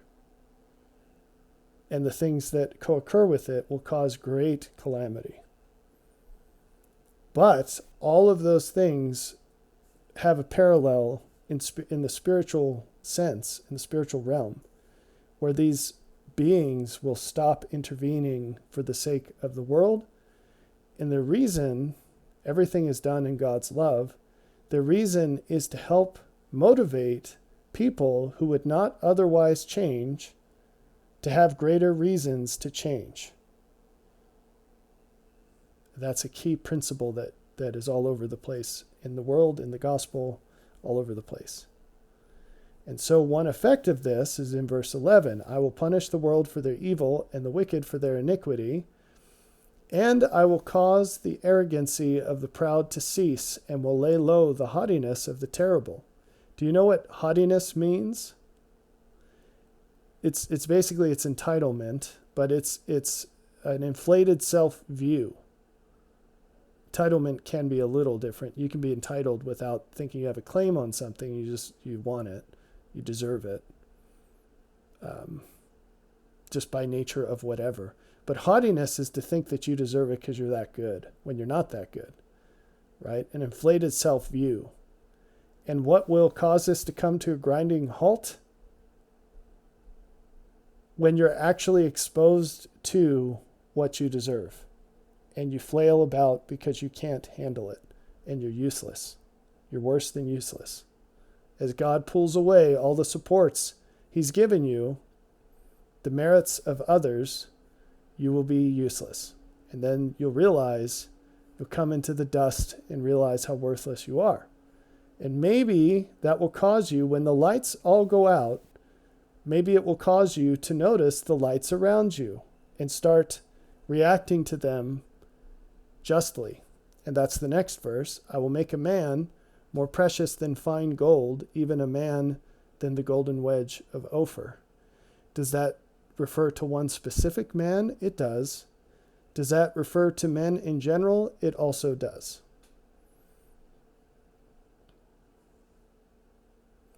Therefore I will shake the heavens, and the earth shall remove out of her place. The earth will literally move to a different place. As absurd as it seems, it's going to happen. And God told you about it before it did, when everyone else thought it was crazy. In the wrath of the Lord of hosts, and in the day of his fierce anger. So shake the heavens and the earth remove out of her place. Again, there's spiritual parallels. The earth will be a completely different place in terms of how it works. I'm not talking about physically per se. I mean in the way everything you think of as normal that you take for granted will be totally different. And how will the heavens shake spiritually? The people in heaven will shake because their place in that tree will change. And we read that it shall be as the chased roe, or a deer that's being hunted. If you've ever hunted a deer with an arrow, bow and arrow, you have to get close. And when they see you, they get spooked and you have to chase them. And it's really hard to do. They just run away. And as a sheep that no man taketh up, that's, one that needs to be rescued, that no one comes to help, because a sheep won't be able to help itself get back to the flock once it's lost, once it can't see the other sheep. They shall every man turn to his own people and flee everyone into his own land. And so people, when their trees are destroyed, as their trees are destroyed, they will find whatever they can to cling to. And it won't be enough, like a sheep that no man taketh up. And they'll really thrash to find it, like a chased roe. People will do dramatic things to try to find some secure place or some secure people. And that's the thing, is that right now we have this false idea that we're all independent and all we need is a nice place. But in that day, it will be obvious that value is found in chains of people, in networks of people. And you're not going to have a single person who thinks that they can just go at it alone. And you don't have to wait until then to figure this out. Just go try to live in the woods by yourself for a couple days without anything you bring with you, or without any food or water. You can bring a sleeping bag even, and you see how you do. Then shall every man turn to his own people and flee everyone into his own land, because you're going to turn to whatever still exists, which will increasingly be family. One interesting thing is that when things fall apart, all these institutions that people put so much stock in, where do they go? Again, you don't need extreme situations to see that this is true. I've seen so many young people, particularly young women, because guys aren't all that serious about friends, or it works differently, I'll just say. As they get older, they go through the college years and they have all these friends that they think are their network of support, and these that will be diehard and by their side until the last breath of life. And all of a sudden they start getting married and no one has a time of day for the others. And all of a sudden the person looks around and says, where are these friends that I had? Well, they've gone to their own people and they've fled to their own land. Now multiplex that with dire circumstances, and those who have been through anything approaching this can attest to it. That when everything goes wrong, your set of friends shrinks very quickly. And so maybe the only thing you can rely on is family. But even that, Jesus warns us that families will split left and right. And so people will turn tribal. And they're already doing that, but they're doing it in ways that aren't going to maintain very well. And we see that. We see people turning on each other in political groups right now because unity can only occur in the Lord. And they've built their house divided against itself, and all it takes is the right circumstances to show the cracks, and the thing comes crumbling down. There were a lot of Jewish people who went all into leftism, and now they're being attacked by other members of that cohort who think that they are on the wrong side of things in Palestine. And so there's an example. All right, I think that I need to skip over the rest of this, but this whole thing needs to be read, studied, and understood for sure. All right, so that was all. That was all just preamble to look through the scriptures about fleeing Babylon. Now we're actually to the point of the presentation, believe it or not. And that we're going to hit Ezekiel 9 as end caps now that the introduction is over. Let me read verses 4 through 7. And the Lord said unto him, Go through the midst of the city, through the midst of Jerusalem, and set a mark upon the foreheads of the men that sigh and that cry for all the abominations that be done in the midst thereof. And to the others he said in mine hearing, Go ye after him through the city, and smite. Let not your eye spare, neither have ye pity. Slay utterly old and young, both maids and little children and women, but come not near any man upon whom is the mark, and begin at my sanctuary. Then they began at the ancient men which were before the house. And he said unto them, Defile the house, and fill the courts with the slain. Go ye forth. And they went forth, and slew in the city. This is an extremely important passage. I encourage you to read the whole chapter and to seek the Lord and what it means. There are threads woven through this whole presentation that I have not explicitly called out, but they exist. And I'm showering you with all kinds of clues to mysteries of things that no one knows yet.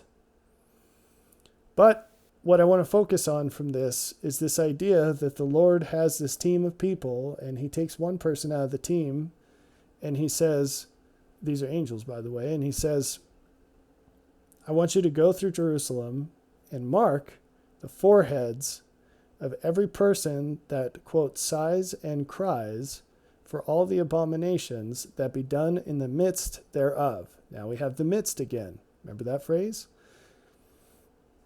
Then the people that come after him, the other angels, he says, Go ye after him through the city and smite. And he says, kill everyone. Kill everyone. But begin with the ancient men, quote unquote, that is the same word as elders. Begin with the elders which are before the house of the Lord, his sanctuary. Upon his house it will begin. So that's what happens. Now, we're going to come back to that, but I want to give you an example of what it looks like to sigh and cry for the abominations that be done in the midst thereof. We could give many examples of this, but I'm just going to show you one. And this is from the story of Nabal and Abigail, and the servant should be mentioned too, although his name's not given. It's unfortunate. He's one of the heroes of the story. 1 Samuel 25 contains the story of how Abigail basically ministered to her husband Nabal, who was a wicked man, a rich but wicked man, through what she heard from his servant. So it says basically what happened was David had taken care of Nabal's shepherds. He was rich, he had many cattle, and David was camped out in an area where he had cared for and protected these shepherds. That's where his army was stationed. And they took care of their own business, but they just graciously took care of these shepherds too. And then when the situation changes and David is in need, he goes to Nabal to call in that favor. And he says, hey, I helped your servants all this time, and you can ask them, and now we need some food. And basically Nabal tells him to get lost. And says, I don't owe you anything, get out of here. So David he righteously seeks justice, and he arms all of his men, and they're going to destroy Nabal completely and take all of his things. And that's something for you to figure out if you don't understand the Lord's justice yet. This idea of gifts always come with strings attached in the Lord's system. There's no such thing as a free gift. Every gift in the Lord's way has an expectation. That's why he said where much is given, much is expected. That's literally what it means. And so this is very important to understand, and it's relevant to the topic at hand in obvious ways, because you've benefited from many things that you have never paid for, and God is going to call on you to render what is due. So, we read starting in verse 14, one of the young men told Abigail, Nabal's wife, saying, behold, David sent messengers out of the wilderness to salute our master, and he railed on them. But the men were very good unto us, and we were not hurt, neither missed we anything, as long as we were conversant with them when we were in the fields. They were a wall unto us both by night and day, all the while we were with them keeping the sheep. Therefore, know and consider what thou wilt do, for evil is determined against our master and against all his household. For he is such a son of Belial that a man cannot speak to him. I think there are some interesting things to draw attention to in this story. One of them is this servant is quite clever. He's wise because he says, evil is determined against our master, which no one in this story would have minded except Nabal himself, because no one likes him. But he also says, and against all his household. He makes very clear, look, Abigail, you either do something about this or we're all toast. No one likes your husband, but we do like ourselves. So why don't you do something about this? Because the servant could not, he could have stolen things from Nabal to give to David. That is exactly what Abigail does, by the way. We'll get to that, I guess. But he has the courage to rile up Abigail, but not the courage to do anything about it himself beyond that.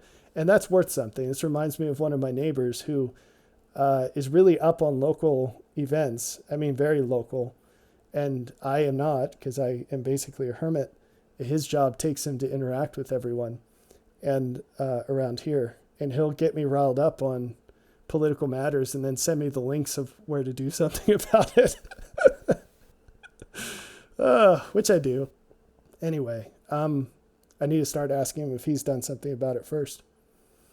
So this is another interesting point about this, is the servant says, oh, and by the way, if for a servant to say these things to the master's wife, that was a risk. And I'm not trying to downplay that. He really could have gotten into some bad trouble for doing this. But this is how much of a problem. I mean, if you're going to lose your life for not speaking out, I guess the cost of any other path would be less than that, right? What's the worst that could happen? The same thing that would happen anyway. You're going to get killed. At least now there's a chance of something better. And this is all very relevant to the task at hand, the topic at hand.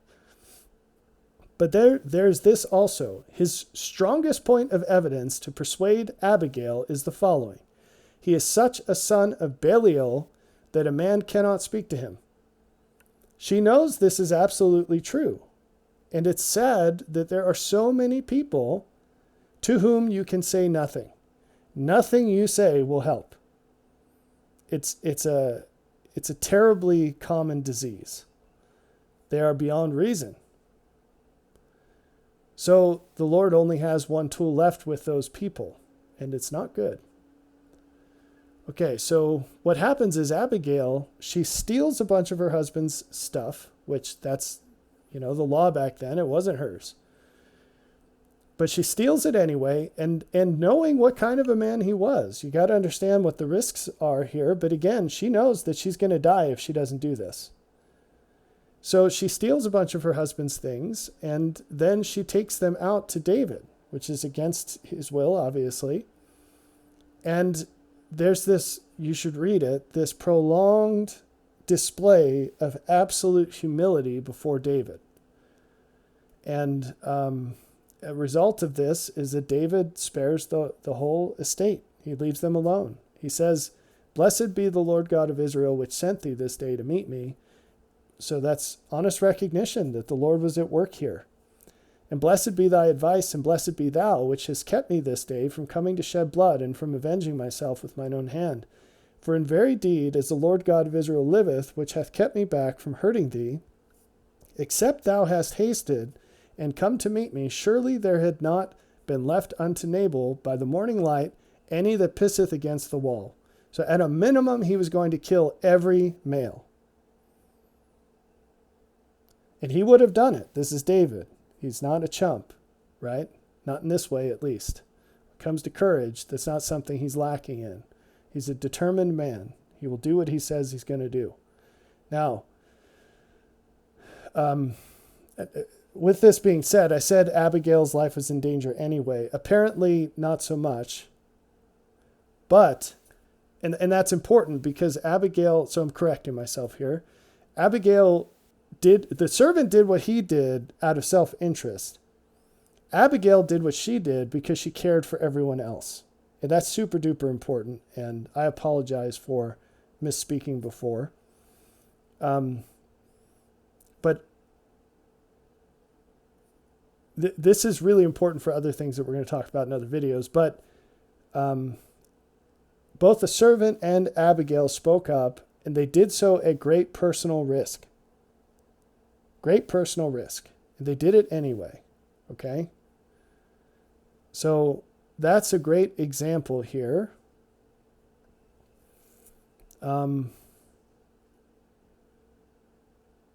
right. And so it's because of her that all these people were left alive.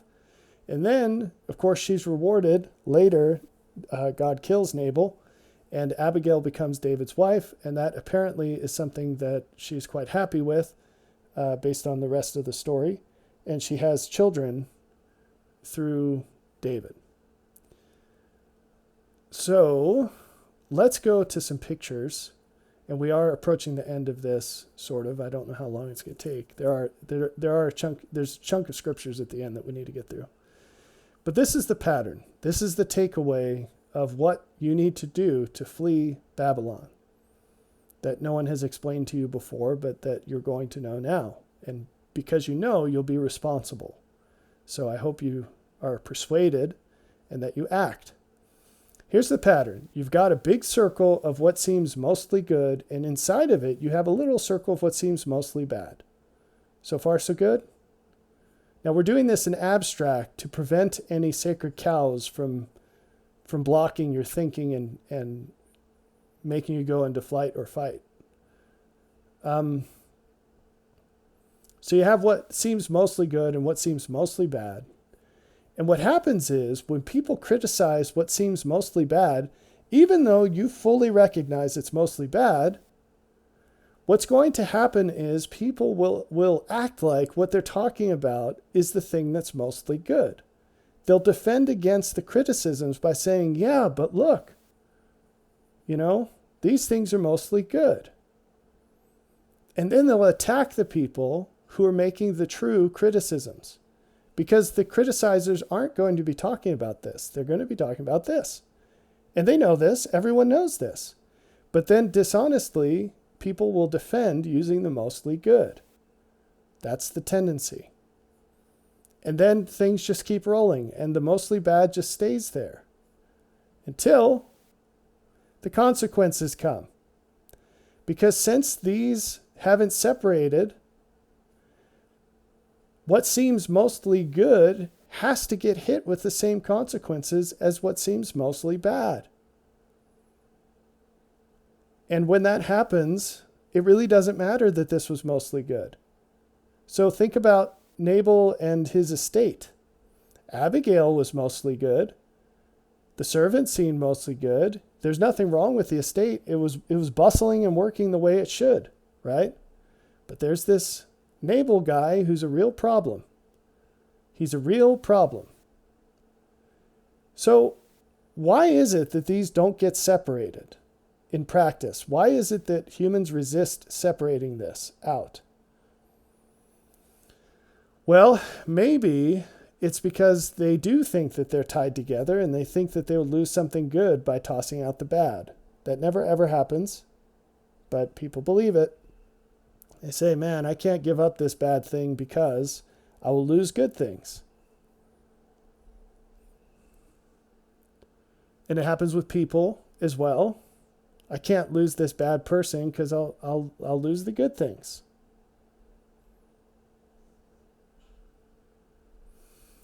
But maybe it's mostly because these are future consequences as of right now.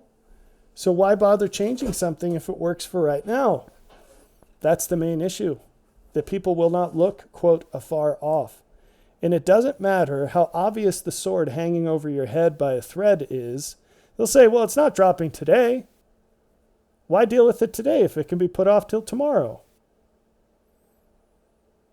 Or I just have so much on my plate right now, I can't even worry about that. And these are, see, we make everything in the gospel, we want to make it flowery and too high for any person to actually deal with. And we want to push it so high up that it doesn't touch anything in our lives. At best, we can put it in a really tight box that says Sunday afternoon or Sunday morning. And that's how you know you're off the rails, folks. Completely off the rails. Because a hallmark of truth is that it touches everything. It's fractal. It will touch every single thing in your life. The greater the truth, the more it should touch everything in your life. But our attitude is the greater the truth, the less it should touch everything in your life. The greatest blessings happen after you die. They have absolutely no contact with things in life. The highest truths have nothing to do with normal life. They're just in this tight little box that says Sunday mornings or when I read the scriptures, and that's it. The truth is the opposite of those principles. So, this pattern likewise applies to all the little things in your life. All the little things. Here's the remedy. It's pretty simple. Separate the bad out from the good. And throughout these pictures, I have it written as what seems mostly bad and what seems mostly good. Because it is just what it seems to you. It doesn't mean it is actually that way, and that's okay. That's the way it's designed. And because you could cherry pick some very specific thing and say, well, here's a bad thing that in something that's overwhelmingly good, so therefore it's bad. Nope. Or here's something that's obviously good in something that's overwhelmingly bad, therefore it should be spared. Nope. Okay. In practice, here are the things that you need to do to separate these two. Don't support the bad. Distance yourself from the bad. Correct the bad. Protest the bad. Correctly prioritize problems. And defend those criticized for criticizing. There's a scripture that says, they seek to make a man an offender who sitteth in the gate, I believe it says. But these were the ancient judges, the wise men, who sat in the gates of the cities for the purpose of giving people advice. And they wanted to make those folks guilty of crimes so that they didn't have to deal with hearing from them. It's up to you to defend them and support them. But let's go back through this list. Do not support what you know to be evil. That's easy enough. You fully control that one. All you have to do is stop supporting. What do you do to support evil? I'll leave that one to you to think about. Distance yourself from evil. How do you do that? Well, if you see the bad as part of your life, as part of your group, get out of the group. If the group won't leave the bad alone, then you need to leave the group alone. It's pretty simple. You can't look at the group and say, yeah, but it's not all bad. I mean, there's mostly good here. Well, if they won't drop this, you need to drop them. So you see, that one's a little harder than do not support. Because you could say, well, I go to a church and they practice these beliefs that I don't believe in, but I believe most of their beliefs. And that's good. Well, then the consequences that come to the group will also come to you. Whether you believe in the bits that cause the negative consequences or not. And the thing about beliefs is you can keep or leave all the ones you want at will. You can leave a church and keep all the good. If they're just ideas, then take them with you. Distance yourself from the evil. What about correct? Speak up about the evil. Maybe this should come before distance. It should come before distance. I'll take my own advice. I'll correct myself. Correct. Give them a chance to address your concerns. And if they don't, then leave them in the dust. But this requires you to speak up and to point and to say, that's not good. And here's why. Or am I wrong? Because it seems to me like this isn't good. And see what happens. It's very important. Remember the people that sighed and cried because of the iniquities. It's not enough to just not like it or to even really not like it. You have to make some noise. Okay? Protest. Again, take a stance and actively draw attention to the fact that there's evil here and you don't think it's right. And what do I mean by correctly prioritize problems, not ignoring those caused by your people? This is a hallmark of this problem, is that you people make things outside of the groups they identify with into much bigger problems than the problems caused by the groups that they identify with.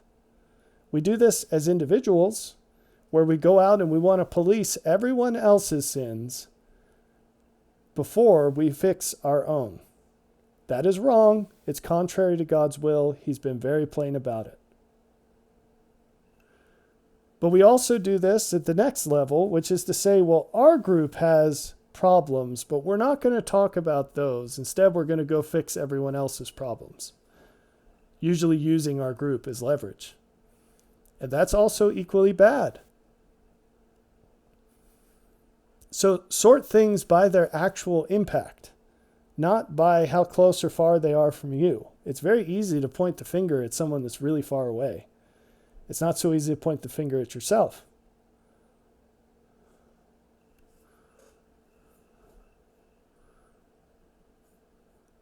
Now we're going to talk about some interesting statistics. This is from a Gallup poll. They do this every year, much to my dismay. It's horrific to look at. But in 2023, here are the percent of Americans who believe different topics are morally acceptable. 78% believe divorce is morally acceptable. 64% homosexuality. 52% abortion. 43% gender changes, 39% porn, and 20% suicide. So, if the big circle is America, here are some subcircles and how large they are. Now, if you were God and you saw this, and you saw that the other percents, if you subtract this off of 100, if you saw what those people were doing about it, how much they were sighing and crying, what would you do? What share of the consequences would everyone else need to share? Think about Lot in Sodom and Gomorrah. So he's sitting there living in Sodom, surrounded by terrible things. Would it have been just for God to destroy the city with no warning? Yes. Yes, it would have, because he was living there. He chose to. He knew what the problems were. He knew about them very well. You can see that by his behavior when the messengers come. What saved Lot? It wasn't his own righteousness, although he is described in the scriptures as being a righteous man. It was Abraham's righteousness that saved Lot. Abraham was not living in Sodom, nor would he have lived there. Here's some more interesting statistics. Among professed Christians, I'm sorry I don't have the reference for this. I wrote this down a long time ago and I didn't write down the reference.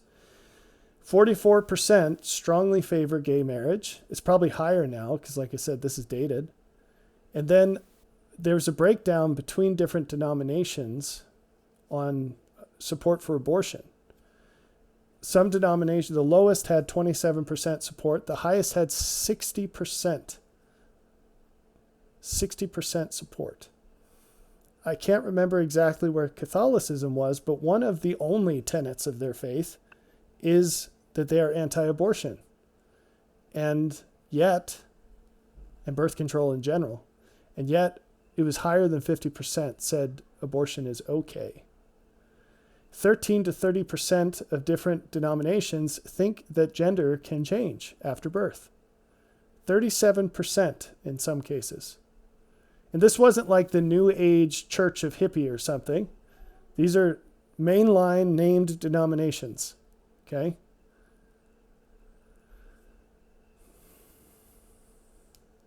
We rally pretty hard against LDS beliefs on this channel most of the time, but I just want to say I'm fair. This 27% is the LDS Church. So LDS people support abortion less than all other measured denominations in this survey. So kudos for that. Here's some other interesting statistics and ideas, I suppose. There have been many notable brutal actions against civilians by Israel and Palestine. Neither country has condemned the actions of their own people in that regard. Neither country. They are only pointing fingers to the other side. Now, whether one has done more or worse than the other is irrelevant to the larger problem that neither side will call out their own people. That is a big problem. Because what does it do for the consequences? There's all kinds of unfavorable statistics about Islam. Here are a few. I'll just highlight one. And this was some time ago. The percentage is almost assuredly higher today. 20% of Muslims in the United States think that suicide bombing is okay. They think that that's an okay thing. So, there's that. Now, where are all the moderate so-called Muslims condemning the ones who believe that way? They're probably hanging out in the same place as the so-called mainstream Christians who don't say a dang thing about all the Christians who support these really bad ideas. So I'm not singling out Muslims here, but we already talked about the Christians. How about different ethnicities? This is a third rail, if there ever was one. Did you know, and these statistics have been the same for a very long time, that black people, they make up 13% of the population, but they commit 35% of the violent crimes. So that's interesting. Where is the outcry about that? So we've seen the rise of groups like Black Lives Matter, drawing attention to what may very well be an issue that needs attention, which is police brutality. However, far fewer dollars and almost no attention is given to the fact that these murders that happen, black on black crime, happen every day. And they've happened for a very long time. And the victims are much more numerous than any of these other things. And yet, where's the outcry? Where are the foundations for that? And do they get any kind of attention in the media or any kind of donations from big companies? We could drill into this even further because there are circles within the circles. And in this case, almost all of that violence comes from young males. And you will never hear about this. But statistically, the statistics are known. Young black males commit 46% of all juvenile crime. They're only 6.5% of that group of juveniles. 6.5% commits 46% of the crime. So if you wanted to address this problem, it seems to me that the most efficient deployment of resources would be to go after that group. If this were a sales activity or some kind of machine learning task where you're trying to maximize performance, those are exactly the people that you would target. But we don't accept that in society. We don't say, hey, there's a problem here. What could that problem be? Does it have something to do with fatherlessness? Or, culture? Is there something that we could do about this? Because remember, culture is not a race. Culture is not an ethnicity. Culture is ideas. This group of people also has fewer books in their house than anyone else. There are things that you could correlate and try to do something about. Maybe what we need is a Dolly Parton style. She has this huge charity where she sends children's books for free to people. It's a wonderful thing. Maybe we need some kind of mentoring program that targets young black males. Maybe that's what's needed. We could go on and say all kinds of unpopular things, like the fact that half of Native Americans are obese. Half. And again, people don't want to share these statistics in the first place. And then when they have to admit them, they spin up crazy theories to try to avoid the most obvious explanation, which is, in this case, Native Americans eat more food than non-Native Americans, and not good food. So it turns out that that's what causes obesity, not systemic racism. Last I checked, right? Supposed systemic racism. All right. So again, it's just as uncomfortable to take these things from the beginning, which is look at how these things apply to you and how you're doing them in your own life before you point fingers at other people. But we have to look through all the scales to see how prolific this is throughout society and to see why it's such a big deal. It's a big deal, folks. It's a big deal. What happens when you don't address cancer? Maybe it's just in one spot, but guess what happens over time? It spreads. And all of these groups, the problem has nothing to do with the group. It has nothing to do with the people. It has everything to do with human nature. It's a much more transcendent issue, which is this: that we won't go through ourselves and say what's good and what's bad and let's separate them. And for that reason, We got that. For that reason, when the judgment comes, it will come on the groups. It will come on the groups. That's why when in Ezekiel 9, and this is where we're ending now, we have this and one more slide. Go ye after him through the city and smite, let not your eye spare, neither have ye pity. Slay utterly old and young, both maids and little children and women. So David was going to spare Abigail and the ladies. But God will not. When Babylon falls, everyone in it will fall. Everyone.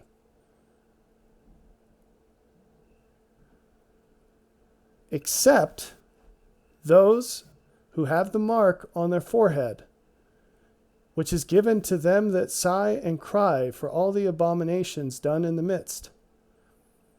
And here I bring you back to Revelation 7 to explicitly connect, 1, who this person is, and 2, what he does. Even though I'm not telling you how he does it yet. I saw another angel ascending from the east, having the seal of the living God. And he cried with a loud voice to the 4 angels who are among the other people in Ezekiel 9, to whom it was given to hurt the earth and the sea, saying, Hurt not the earth, neither the sea nor the trees, till we have sealed the servants of our God in their foreheads. Here is the conclusion of the matter. If you want to receive the seal of the living God, what you need to do right now is to start sighing and crying for all the abominations done in your midst. The time has come to flee Babylon, and I'm giving you the way to do it. This is how to do it. Now, it was already there. You've read about it your whole life, your whole religious life, but no one ever told you that this is the way to do it, or why it's important, or when it's important. The answer is now. In D&C 35:12, which I'll leave you with, the Lord says, There are none that doeth good except those who are ready to receive the fullness of my gospel, which I have sent forth unto this generation. So most people read this and they read it in order, which is to say that if you do good, you are ready to receive the fullness of the gospel.